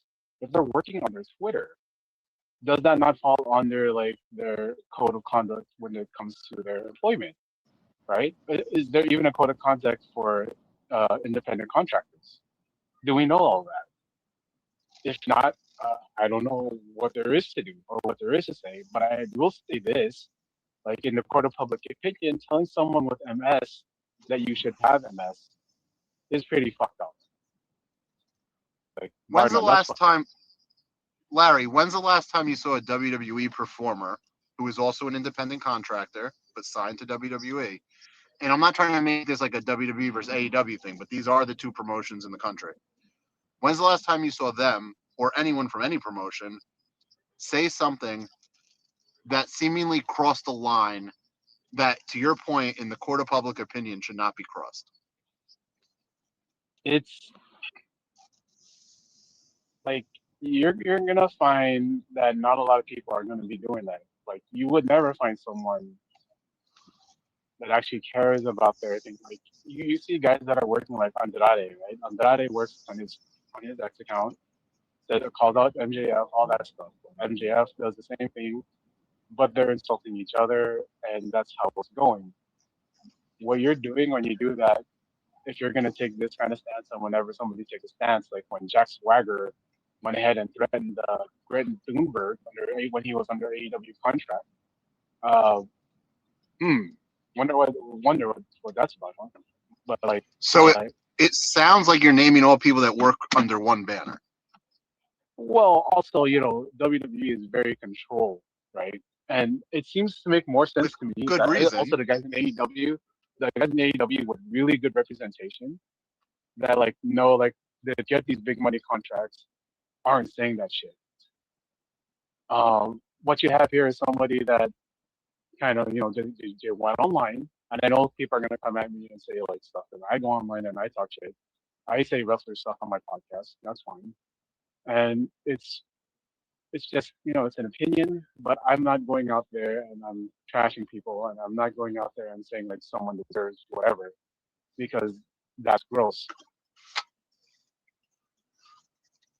I think the story here, if there is a story, there's one company that has talent that engage in online, whether you want to call it a work, a shoot, behavior, antics, whatever, promotion, that seems to not be controlled. And so the question then is there a control problem? And is it appropriate that talent are engaging like this when it is a direct reflection of the place that they work, the banner that they carry? And that translates to sponsorship. That translates to future media deals. It has already impacted talent with the media company that is a co-owner of them. We've seen the example with Briscoe and what he has said in the past. We've seen the example of Trey with what he has said in the past. Yet this company keeps finding itself in a situation, now a third time, probably more than a third, but notably, where talent has comments online that somehow create more drama than it is worth, because there's not a dollar being made off this for AEW. If anything, there's negative perception of AEW, and that's why the narrative has been put in place to get the heat off of it and make it about the wrestling media, because they don't want that attention on AEW. So if anyone wanted to do a real story about this, it would be a question along the lines of, okay, what controls are lacking? Why is there not more obedience to representing this company? And I don't mean obedience like they should be controlled people. All right. But like, if that's your policy, the talent can do whatever they want and go into business for themselves and say whatever they want online because people are nasty. That's fine. There's ramifications to that. And if the wrestling media don't want to focus on that, there are also ramifications on that. I don't know. Like, it seems pretty common sense to me, but I'm not one of them. So I don't know. DJ, does that not seem like common sense? No, for the most part, especially if you got like I in terms of WWE and how they handle people who tweet shit that they aren't supposed to tweet, they either suspend them immediately and let people know they're suspended, or they've outright fired people. Wasn't it like, what's that one 3-man group in NXT? There was this one guy who was tweeting like insane right-wing shit, and he got fired for it. Lars Sullivan. That was a while back. No, it's not. Callback. His name was. It wasn't Lars Sullivan, but Lars Sullivan was also fired for that exact same thing. Yep. Jackson Riker. Jackson Riker. Yes, that was during what, 2020? Yes, during the pandemic, he was tweeting some like right-wing unhinged shit, and he got fired for it. Like, yeah, I mean, it's like, this is how companies operate. When you're a company that's job is to appeal to the public, and you have talent representing you. I mean, you like rarely ever see athletes do this, and when they do, usually it's a fucking thing on ESPN. Like Kevin Durant, when he got found out for all the whatchamacallit burner accounts he had during the All-Star game. So now so let's play that one out. Imagine a world in which the NBA media is not going to talk about Kevin Durant during the All-Star game because, we don't want to take the attention off of the All-Star game. That was what everyone online was talking about. So, that's a serious media cohort that follow the NBA, and there's plenty of podcasts and YouTube shows and girls who have gone into blogs and done their own thing, like the pro wrestling space. But that's a serious group of people.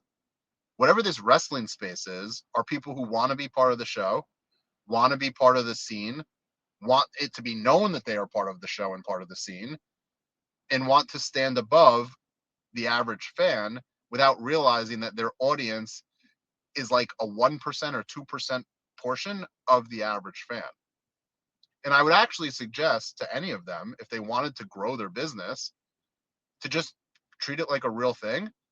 Not like it's some kind of kayfabe work shoot version of what reporting should be, because then you can appeal to a wider group of people. I don't know who the online fights appeal to if you're just like an everyday Joe Schmo who happens to watch wrestling once a week. And I think it plagues AEW and has hurt AEW's growth more than WWE's, because WWE doesn't tolerate it. They didn't cancel press scrums because they didn't want to be asked questions. They're asked questions every fucking day by analysts on Wall Street, by their media partners, by people who cover real business. They didn't want to deal with the fucking dribs and drabs of I'm so-and-so from mypodcast.com and then have them trying to hijack and get performative points online. John Alba comes to mind as somebody who would do that. Like, this isn't about you, John Alba. You're here to ask a question to WWE. If you want to make it performative and ask your questions so that you can pop your crowd and get your Patreon subs, that's fine. We're just not going to do these press conferences anymore.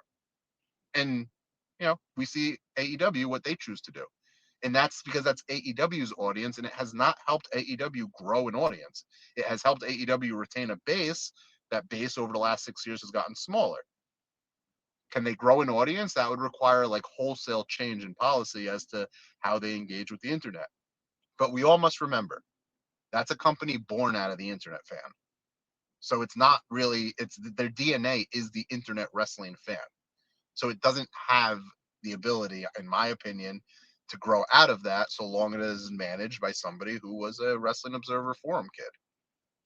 And that's not I don't mean to be mean about that. That's just a business analysis. Like, you could take the kid out of the forum, but you can't take the forum out of the kid. No, I agree. Hub, quick Okay. question. I'm out of here. Oh, for me or for someone else? Oh, Hub, my bad. DJ, thanks for having me on. Yeah, no problem, dude. Be well. But yeah, I didn't even know you were streaming this on your fucking shit until I just looked up. Holy fuck. Yeah. Hold on. Suck it, Pro Wrestling Times. I get more fucking viewers than you. I'm just kidding. Let me stop before I start World War III. 300. But no, like I think we pretty much covered most of it. Wait a second, because an interesting person liked my tweet. Wonder if he's gonna actually jump on. Who, Baydala? Yep. He liked my repost of it. I would love We'll to talk see. to Baydala. I talked to him We'll see if he recently. pops on. I mean, I love Baydala's he's one of the good ones too. Yeah, another He's dope. Another charlatan. I don't even really consider him a reporter, though. He's not a bad guy. He's just a charlatan. You know what a charlatan is? I do not know the definition of charlatan off the top of my head. I have been smoking. Dang. Charlatans are the people who present themselves as being experts at things, and they want to tell you how it's happening, what's happening. They want to present that they are in the know, and they want everyone else to follow their lead and to understand, like, that they're somehow better than you because of whatever they're telling you, and that they know things. There's a lot of charlatans in the pro wrestling space because it's like a ladder, right? And chaos is a ladder. So you got a lot of folks who present themselves as something that they're frankly not. And if they were, I've studied enough of this to understand that, they'd have more to show for it than they do. And they're also trying to angle their way up the ladder, which is like, that's fine. It's a path they're choosing, maybe professionally, maybe monetarily. But at the end of the day, like, wrestling is fan culture. And there's been a complete deterioration of fan culture in wrestling online. It's made it an unenjoyable place to spend any ounce of time. It's not good for the industry. It's not good for one company more than other. And for that, it's kind of a shame that people don't realize that and kind of check it and say, hey, how do we make this better collectively? But again, they really want to be the elites and the elite fans. Like, I'm not talking about all elite. I'm talking about like just elitism in general. You see it in every walk of news, media, any interest group you go into. You will find people that want to be charlatans and want to present as more than something, which is just their fans.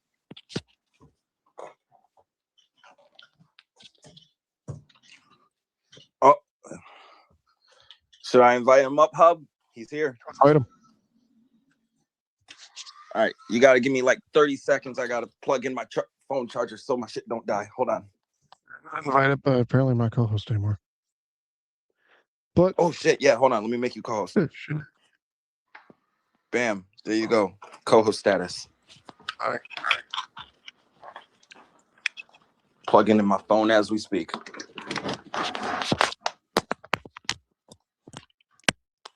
Oh, there we go. All right, right at the nick of fucking time.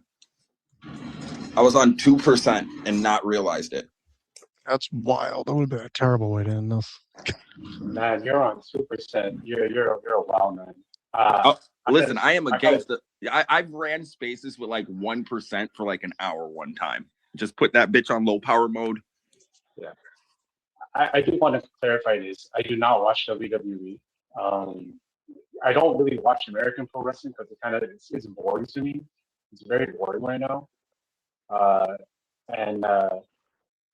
Yeah, I do remember the Jackson Riker thing about him getting fired. I remember the thing about it was something about people supposed to go Black Lives Matter, and then All Lives Matter and then the whole conspiracy thing. I think they Brian Kendrick got fired from AEW before he got debuted because a bunch of old videos fucking came out. So actually, there is one AEW argument. There is a precedent for people getting let go from that company without by having like problematic views. Also, it's just where people pick and choose what to do, and and also like the Ricochet stuff. It's an ongoing thing, so they are reacting to it. It's just that what's being reported is just it's not being reported. No, but that's the thing I also want to state too. Like, there are certain media outlets, quote unquote, that aren't biased or try their really best to be objective and not biased. Mike Johnson, PW Insider, Fightful for the most part. But I feel like there are some people like Dave and the Observer being the best example, whose credibility is completely shot and definitely varies one way more than another. I mean, he does a lot of boosting for WWE, man. He said that WWE was the promotion of the year multiple times, man. He said that they're doing the best work that they've been doing in years. In years where AEW was so exponentially bad, you really couldn't stand up for them without killing your credibility. Like, come on now. In the Dave argument is, well, he said WWE was the best for a few years. I would too if I had no other option. I didn't want everyone to think I was a lying idiot. I'm not going to just hand people ammo. I mean, when you think about what's good and what's not good, I don't think American Pro Wrestling is good at all. I think American Pro Wrestling right now is the worst it's ever been. It's boring. Oh, I agree. Everybody's old. Like, we're seeing the same events over and over again. We're seeing the same people get the same pushes over and over again. This is why I have to go to something like CMLL or like not even New Japan, like, because New Japan's also in that same rut where they have one guy and they haven't built anybody else. Not AAA has actually been pretty good for the past 6 months. Yeah, AAA is the best WWE product there is. If you like WWE, you should like AAA, honestly. The SOA, like fucking Grande Americano might be their biggest face in that company right now in Mexico. Like, people don't get it, but like it's something. But the whole point of what I was trying to say was like, we can't sit here and just loop all media together because we dislike what they do out here, because it is a hustle. I said, from a hustler's perspective, I can't do nothing but respect the grind and the hustle they put into their craft.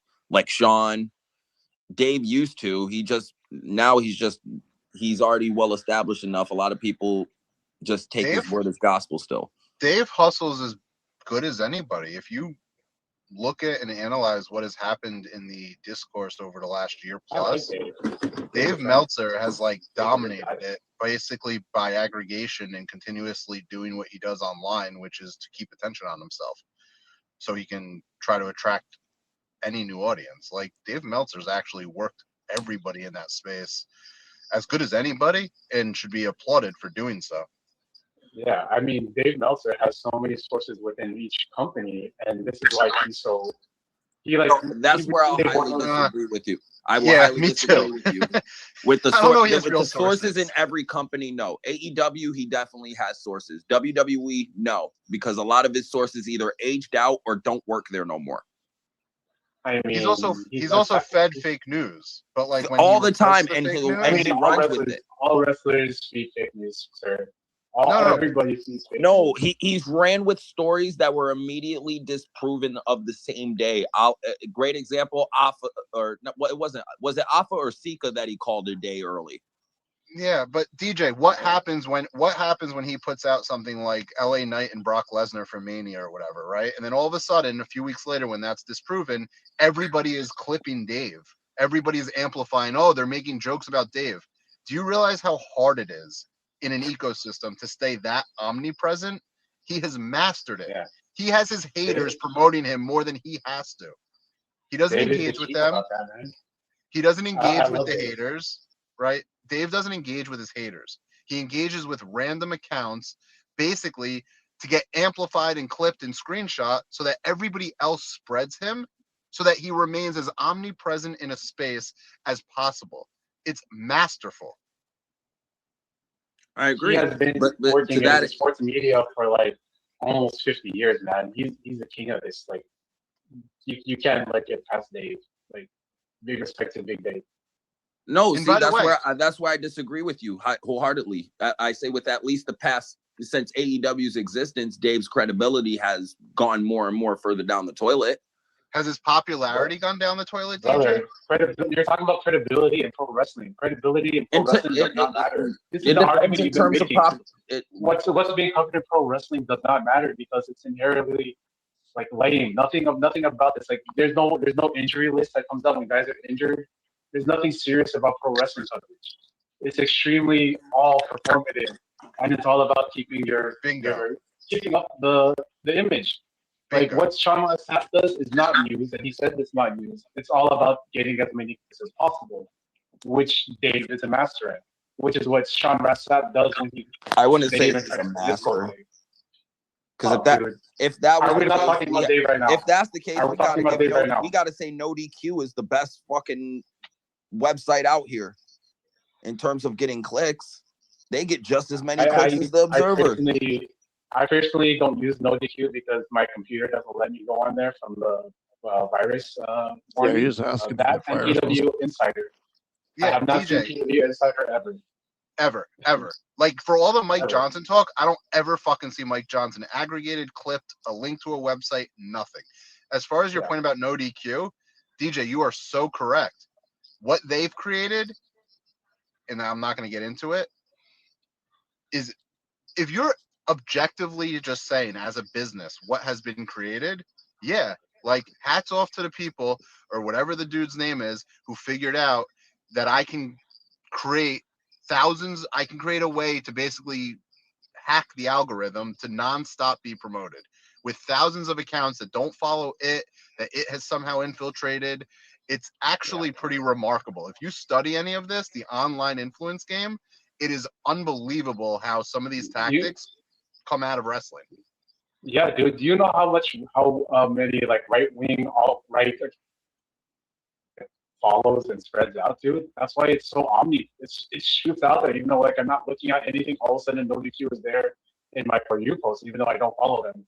Now they do follow me. It's not authentic. I've done the work on No DQ. I mean, I've seen it all, right? Like, if you look at who No DQ follows, and you realize that they don't follow a single person related to wrestling at all, and you're like, why are you following these accounts with 29 followers that don't follow? Like, it basically has found all these fake accounts, but because it follows it, because it probably engages with it in some level, it's able to hack the algorithm and remain omnipresent. And that's the name of the game. Yeah. And like when you're talking about the hold on, real quick, Larry. Hold on, one second. Just bring because Drew up, he joined. I was gonna say, I got you, MJ. Hold on. That's what I was doing right now. Drew, you there? I mean, yeah, I had to ask to come up after you guys said that you're gonna send me an invite. I'm sitting here waiting. Like no. I thought Hub sent you the invite. I'm only breaking balls. But thank you for taking your time to come. You don't have to thank me, man. It's all one space, man. I go into a lot of people's spaces and speak, and I saw somebody tag me and I liked it, and that's what this whole thing's about. To MJ's comment, listen, MJ, we've gone back and forth for I don't know how long. I have no ill will towards you, but calling me a quack, basically, you a quack? I go look up what a charlatarian. I mean, we know what this is. You're talking in big. Like, it's not a big word, but instead of just sitting here saying charlatans, yeah, Drew's a charlatan, he's a fraud, he's a quack. I mean, I could use so many different words for it. Like, he's a pretender, charlatan. He's an imposter. I understand. And why are you using words I didn't use, Drew? If you have no ill will, can you stick to the word I used? A charlatan. So what is the definition of that? A person. I'll read you the Webster dictionary because you obviously are pretending you don't know the word charlatan. I do. I know the word. It's basically a person who pretends to have special knowledge or like inside information, a fraud, basically, which is fine. I understand where you come from. But And you're entitled to that opinion. And it's fine. You've had this opinion of me for years. I've had this opinion of a lot of people in wrestling media who present themselves as more than regular fans. But who makes you the end all be all to claim that? So Nobody. are you? It's my personal opinion. Okay, thank you. So that's what I want. You cut off a couple. Opinion. Sure, you cut off a couple people in here when they were saying something, and you know what the purpose of this is. Did you know what the purpose of that is? And you're right. And you brought me up. Do you know I know? I'm not saying you didn't. I'm not. That's not what I'm saying. Do you know? How are you even speaking? It says you're a listener here. Is this on multiple feeds? I have no idea. I'm on my phone. It's Twitter glitching, and my bad. I didn't expect this to turn into World War III. No, hold on. There's no World War III. DJ, I've joined 2 spaces in the last year, and they've both been for Andrew or with Andrew. Yeah, I have no. Okay. There is no like. Blood. There is no I've asked for him to follow me multiple times. That's all I wanted to make sure of. There's no legitimate beef between me and MJ. I don't know MJ personally. I think MJ is a smart individual, but I think for somebody to sit here and say, "Do you know the purpose of no DQ?" and you know the purpose of that, and he's not wrong. He's not. He's speaking factual. No DQ has cracked the algorithm. They stay relevant when in a space they shouldn't. And that's not a knock on them. They're just very smart. I'm applauding it. Sure. But I don't understand is how you are going to say one thing about myself or somebody else, but you're the authoritative figure on that? That doesn't make any sense. I'm giving an opinion. He's not saying that at all.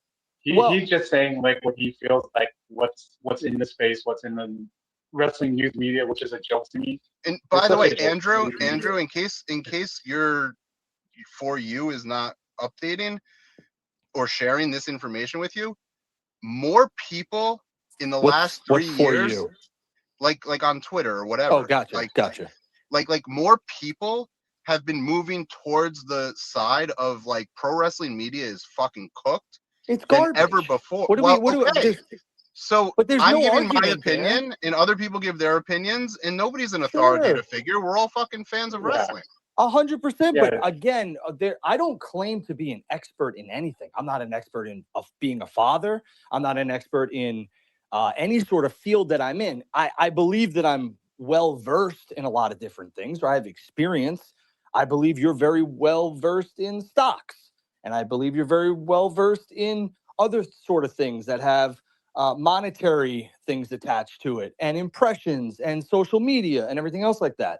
But I'm not going to sit here and tell you that my opinion of professional wrestling trumps anybody else's. The only thing that I've ever tried to do in this space is have some people who don't look at the business side of professional wrestling a bit differently. Because you have a lot of people, and there's some people who don't give a shit. Great, I'm not their audience. But you can't sit here and tell me that a lot of these wrestling fans have an iota of business sense, because they don't. And I can tell you that I'm probably a small pea in the big ocean that is where Nick Khan and Ari Emanuel swim in. Because they're way well versed in business than I am. Andrew, when I was talking about the Iran war impacting the economics of WWE and AEW and the Paramount deal maybe a month ago, and all of a sudden now people are picking up on it. It's very easy to follow trends and see what might be happening, and I say, these shows are going to be canceled, and we saw that with F1 canceling a couple of their events in the Middle East. Yeah, I don't think it's a good. I've said this before, and I don't gets clipped, it gets out, whatever. People can get mad. I don't believe AEW is in a good position when it comes to Paramount Plus, and I've screamed that from the mountaintops. Whether it happens or not is really. I don't run the company, so I could give my opinion, but that's just what it is. And what I see, I don't like. So, that's the only thing that I would ever give on that type of stuff. I think I want to say that I put it out in September, that I thought the Netflix thing was never going to work. Maybe it was October. Nick LaPiccolo had it out way before I did. He flew into my DMs and was like, "Hey, we share the same opinion, blah, blah, blah, whatever." Yeah, and now I don't think the Paramount deal is ever going to go through because they're losing funding. The Saudi fund is getting drained weekly. We're seeing that there's a possibility that Qatari money might be pulling out on that, and a lot of what's being invested within that deal is Qatari and Arab money. So like, sure. Well, I mean, listen, I thought WWE would have been owned by the Saudis by now. It just didn't happen. Soon. But the other Soon, thing I want to say too is that you saw that, and you guys can, hate on him all you want or whatever. The guy who went on Fightful today, right, on Sean's show, whatever. Yeah, it the was, Minty guy. Sure. I saw it because Sean You shouted see me that, out. and listen, you could call it. It's a joke. It's this. It's that. Like he put that he was as seen on Fightful, in his profile. So or his bio, whatever it is, and it could be a joke. But at the end of the day, all these motherfuckers want is one thing, and that's the rub. Attention. Yes. Yeah, it's ridiculous. Yeah. It's Go do ridiculous. something I else. agree. They don't have anything else in their life, man. That's Can I address the things that Drew brought up regarding what I was saying before? As long as you don't get burned in the fire beforehand. Oh yeah, shit. There's a fire alarm going off in this garage. Drew, I Listen, just give my some people opinion. might want you to burn. Get out of that garage, though. Yeah, these days, a lot of people want me to burn. It's like 1944. Wow. Drew, A lot of people won't pick up on that, but I did. That's terrible. I Go ahead. understand, and that's well, it was a joke for the few that get it, and for those who don't, let's move on. Drew, I think that you are very well versed. It's why I initially engaged with you once upon a time. I'm giving my opinion. I may state things that come across as, oh, he's saying it like it's factual, or he's saying it like he knows something. I believe in the research and the studies that I've done, and I believe in how it applies to pro wrestling. And that's only my opinion. Others can form their own opinions. I think it's great that everybody form an opinion. I think it's great that there's a space here where you and I can share discourse without wanting to, somehow one up each other with insults. Because I'm not interested in that. And in fact, that's why I think the IWC is in many cases beneath a line, because that's what it devolves into. And I will never more be the than guy who real responds discourse. to you with "find me at a certain place at a certain time and let's fight." I'm well over that. I'm damn near.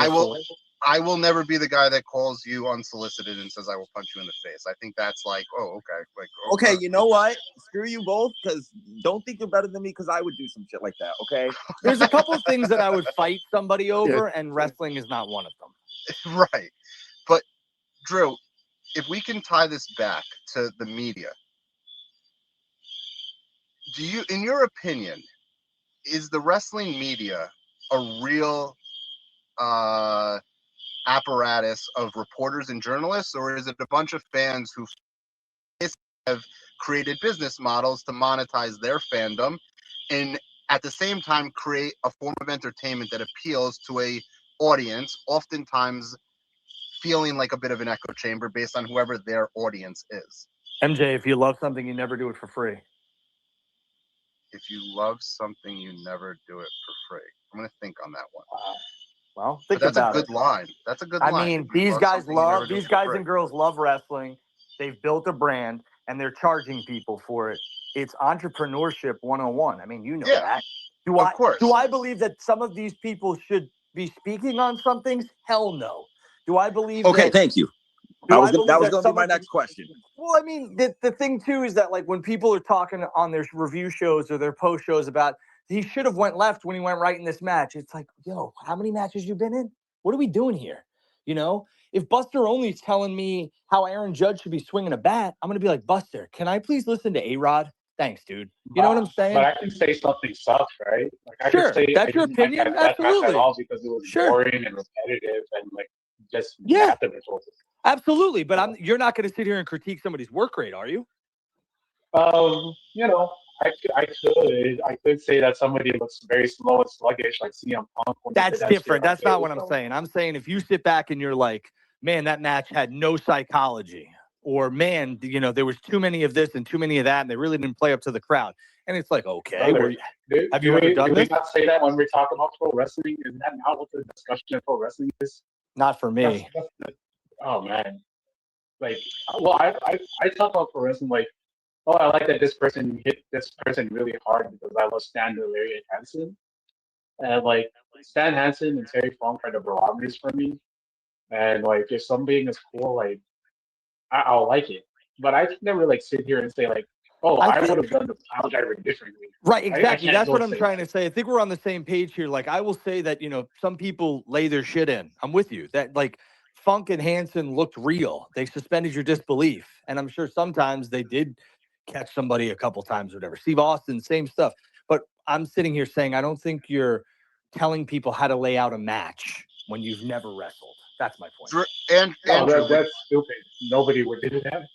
Andrew, Go ahead. Yes. the people who do that, right? There's a difference between critique and criticism from a fan's subjective point of view and those who are, like you describe, seemingly trying to come across as experts and present like they somehow know how things should happen in a match when, to your point, they've never been in a match. Are those people not acting as I would call like charlatans? Yeah, but you let Yeah, me into so- that. Well, okay. If I was specific to you, there are certain aspects on the business side where, and again, you've explained yourself, and I actually think that you provide a value where you explain things to an audience that likely has no fucking clue what EBITDA stands for. I think that you provide a great value in that. Right. Yeah, if somebody said to me, hey, we're going to talk to Ari Emanuel and he's going to go against Andrew Baidala, I'm going to get cooked, as the kids would say. He's like beyond business than more than I am. But there's different levels. And to my audience, which you said, my audience is really, and the entire IWC for the most part, with the exception of maybe you, I can't remember his name, your buddy from Baltimore or whatever, who's a lawyer. He's well versed in some things too. Dose or something. I can't remember his actual name, but whatever. Dose, yes. Yeah. There's some people on here, Brandon Thurston, all these other people. I understand they're well versed in business, and I say well versed more than the IWC audience. So yeah, I provide something, not everything, because I can't. Andrew, I will raise my hand and I will retract lumping you in because upon your explanation and upon me hearing it, I think that you're absolutely right. I think now I personally don't think very highly of the entire IWC scene, so it's a little bit like you're absolutely right. There are some really dumb people that present, and they're not even trying to do it as media podcasters. They're trying to just grift something else on for X views. I don't know, for and I will never expose my DMs. Those TikToks, those YouTuber people that make all those things. Right, and you want to know what those? I love that you two are getting along and have come to an agreement. It's awesome. Well, do you know that there are so many people on TikTok who rip off my stuff or whatever else and post it as their own, and they literally will bookmark my video and they'll go on TikTok and they will say verbatim what I say and they pass it off as their own. Fine, it's basically like I don't know about it. People want to copy my stuff. I'm flattered, but I will say that to your point, the DMs that I get, and I'll never expose them. Can you please explain to me this like I'm 5? Oh my, it's every day. And that's fine. I'm happy to answer it to the best of my ability. But I think at a certain point, we need to understand that there is a limit to what I can provide in terms of like expertise in business. There is a lack of educating the audience, and I think it's in favor of telling the audience what it wants to hear. Because to your point before, and I'll leave because this alarm is probably serious at this point. The businesses they've created, right? They appeal to an audience, like with any business, and they have to satisfy that audience. So if we bring this back to what I initially joined the show and wanted to DJ as a voice in the community, what happened this past week was that a group of publications didn't want to spotlight something that would have negatively presented a company and its talent in a certain way because their audience would not have received it well, and that would have been alienating for some of their paying customers. Or do you think that somebody from management or somebody who is high in the company said, please don't talk about this yet, we're trying to figure it out internally? I don't want to venture into conspiracy about management paying people or management influencing people like that, because frankly I think it's more quid pro quo. We'll continue to give you access, you continue to kind of I don't think I agree with MJ 100%. Control getting money. Quid pro way, we all share an audience that we're both trying to monetize. So it's an unspoken rule that you don't piss off your audience because Yeah, it's like a lawyer taking a case pro bono. I'm fully aware. I'm just saying I don't think that any of these people are paid by a certain company. But I mean, I don't know. I truly didn't see anything until late last night, very early this morning, and I was like, I'll look at that in the morning. And my DMs were flooded. And I'm not a major publication, so I was like, whatever, I'll say this, and if people dig it, they dig it. I think there's a responsibility from the media to touch on this, but it is what it is. There's only a responsibility in so much that they've touched on many cases prior, like examples prior of comments made. In fact, we saw what was a major talking point coming old comments. What was a major story a month ago? It was Trey Miguel and his old comments. So when something happens in real time and there's not a reaction to it, it does feel more like a cover-up than maybe it should. And it could be totally true that people just didn't see it. That is totally believable. I think a lot of people have these echo chamber feeds where they're probably not seeing the negativity and only the positivity. And that's more a reflection of the algorithm at work. Andrew, in your opinion, should Ricochet be terminated? Oh, I don't. I think people have done far worse and people have done far less and either been blackballed or terminated or suspended. So I think it's case by case, situation by situation. And I'm giving a very pure answer here because I don't want to see anybody lose their job. But I think this should be an example of something which is basically put out. I don't think these professional wrestlers need to really take the approach of being habitually online and arguing with fans. Drew, I don't think it's a PR approach. I think that was a very intelligent one. I think that it's a case by case thing. I don't know if you heard this portion of it, but we were talking about the different examples that have existed. At some point, and particularly now might be that point when AEW is facing an uncertain media landscape in the future, Ricochet has not added to their bottom line. Ricochet has not. Ricochet drawn at a level that you would say is making the company more money than it would make without him. And I think at some point an example has to be made because of what you said, these talent too online, they feel too comfortable, they don't know where the line is when it comes to working and not working. An example should be made at some point, and maybe it's not Ricochet, but there'll be another one of these where as a boss, Tony has to lay the line down and say, talent, do not cross this line or you too will face the consequence. Well, I don't know if that's going to be the case here because truthfully, I don't know who will catch wind of this and I don't know what executive or what talent backstage or what producer or what senior vice president might catch wind of it and relate to this because somebody in their family has MS or somebody in their family died of MS or whatever the case may be. So again, case by case, it really depends on how high this goes and how up the food chain this goes. I don't like the fact that Tony is aware. You could assume Tony is aware, given the aware of the situation. That's as high up as it can go. Well, I mean, yes and no. I mean, if we start getting into WBD and some other stuff, no, because Tony does have to answer to some people. The other thing too here that I don't like is I don't like the fact that WWE fans stand on business and only come out of the woodwork when it's stuff with AEW and vice versa. That should drive me nuts. Like there should be just a line drawn in the sand. Don't cross it. I don't care what company you work for. These fans need to stop grandstanding and standing on business for some talent that work in this company or that company. Yeah,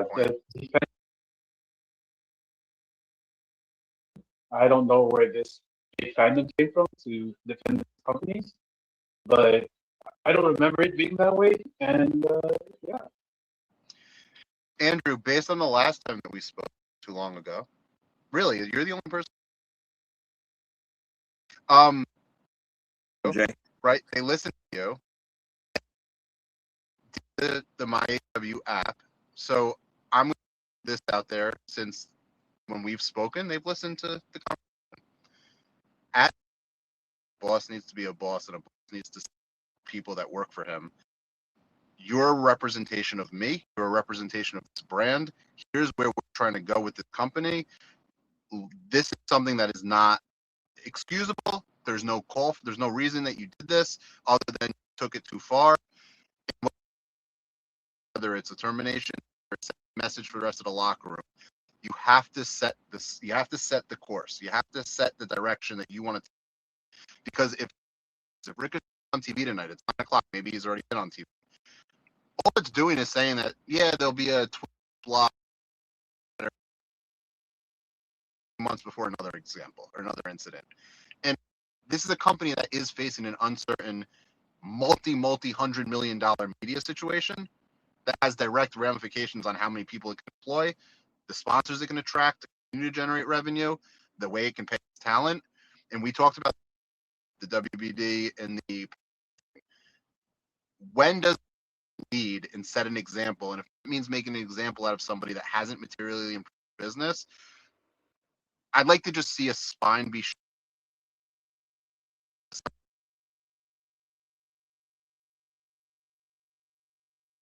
I'd like to see that happen. I guess anything's possible.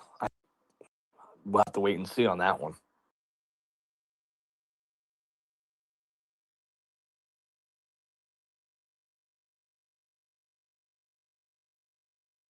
Everything else, like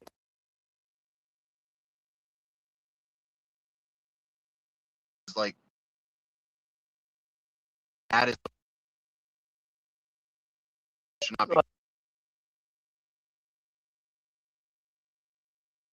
be. Hold on.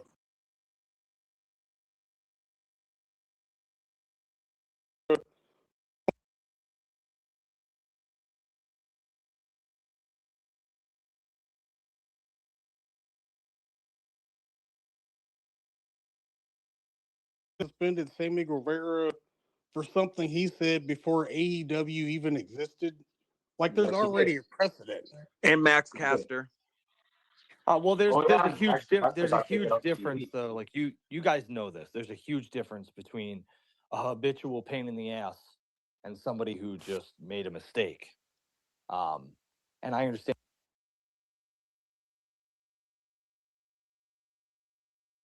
A lot of things.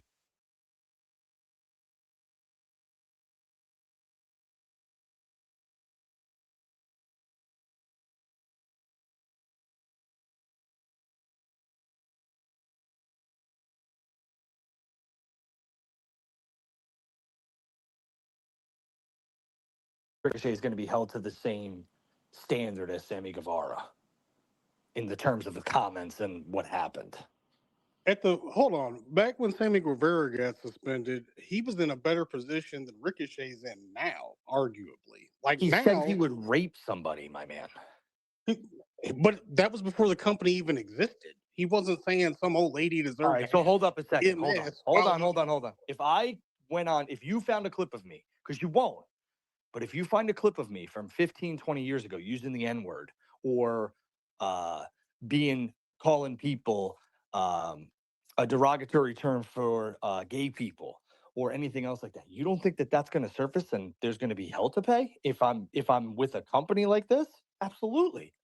Look at what they do to everybody every day. We're seeing that with Cesar Chavez right now, man. And he's been dead for like 40 years. They try and cancel JD every week because of his old clips. Excalibur is on television every week, and he has clips doing both of the things you just mentioned. Well, I mean, you're gonna have to take that up with Tony. I don't work with AEW. I mean, I hear you, but I mean, like I said, I don't think it's right, but it seems like certain things for certain people, and we saw the comparison: Trey Miguel and Ronda Rousey. Why is one situation?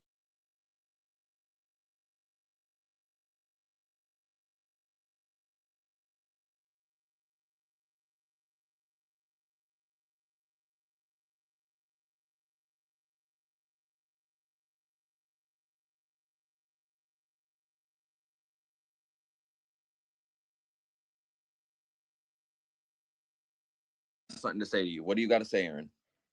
Bye-bye. Okay, he wants to say bye-bye. Apparently, Bye, he's Aaron. kicking me off the space because he wants me to play Batman. Sorry to abruptly end it, guys. Way I more gotta go do important. dad things. You go be a dad. Yeah. Yeah. You hear him in the background Yeah. saying yeah. But yeah, no, thanks everyone for coming by. Thank you, Drew, for accepting the invite. Thanks everyone else for coming by. Thank MJ, don't be a stranger even though you hate the IWC. Don't be a And This was a useful conversation in the sense that it was like appropriately above board. I would like more conversations to be appropriately above board. There's not many of those that I see around, and then there's a lot of like the fan tribalism stuff, which is it is what it is.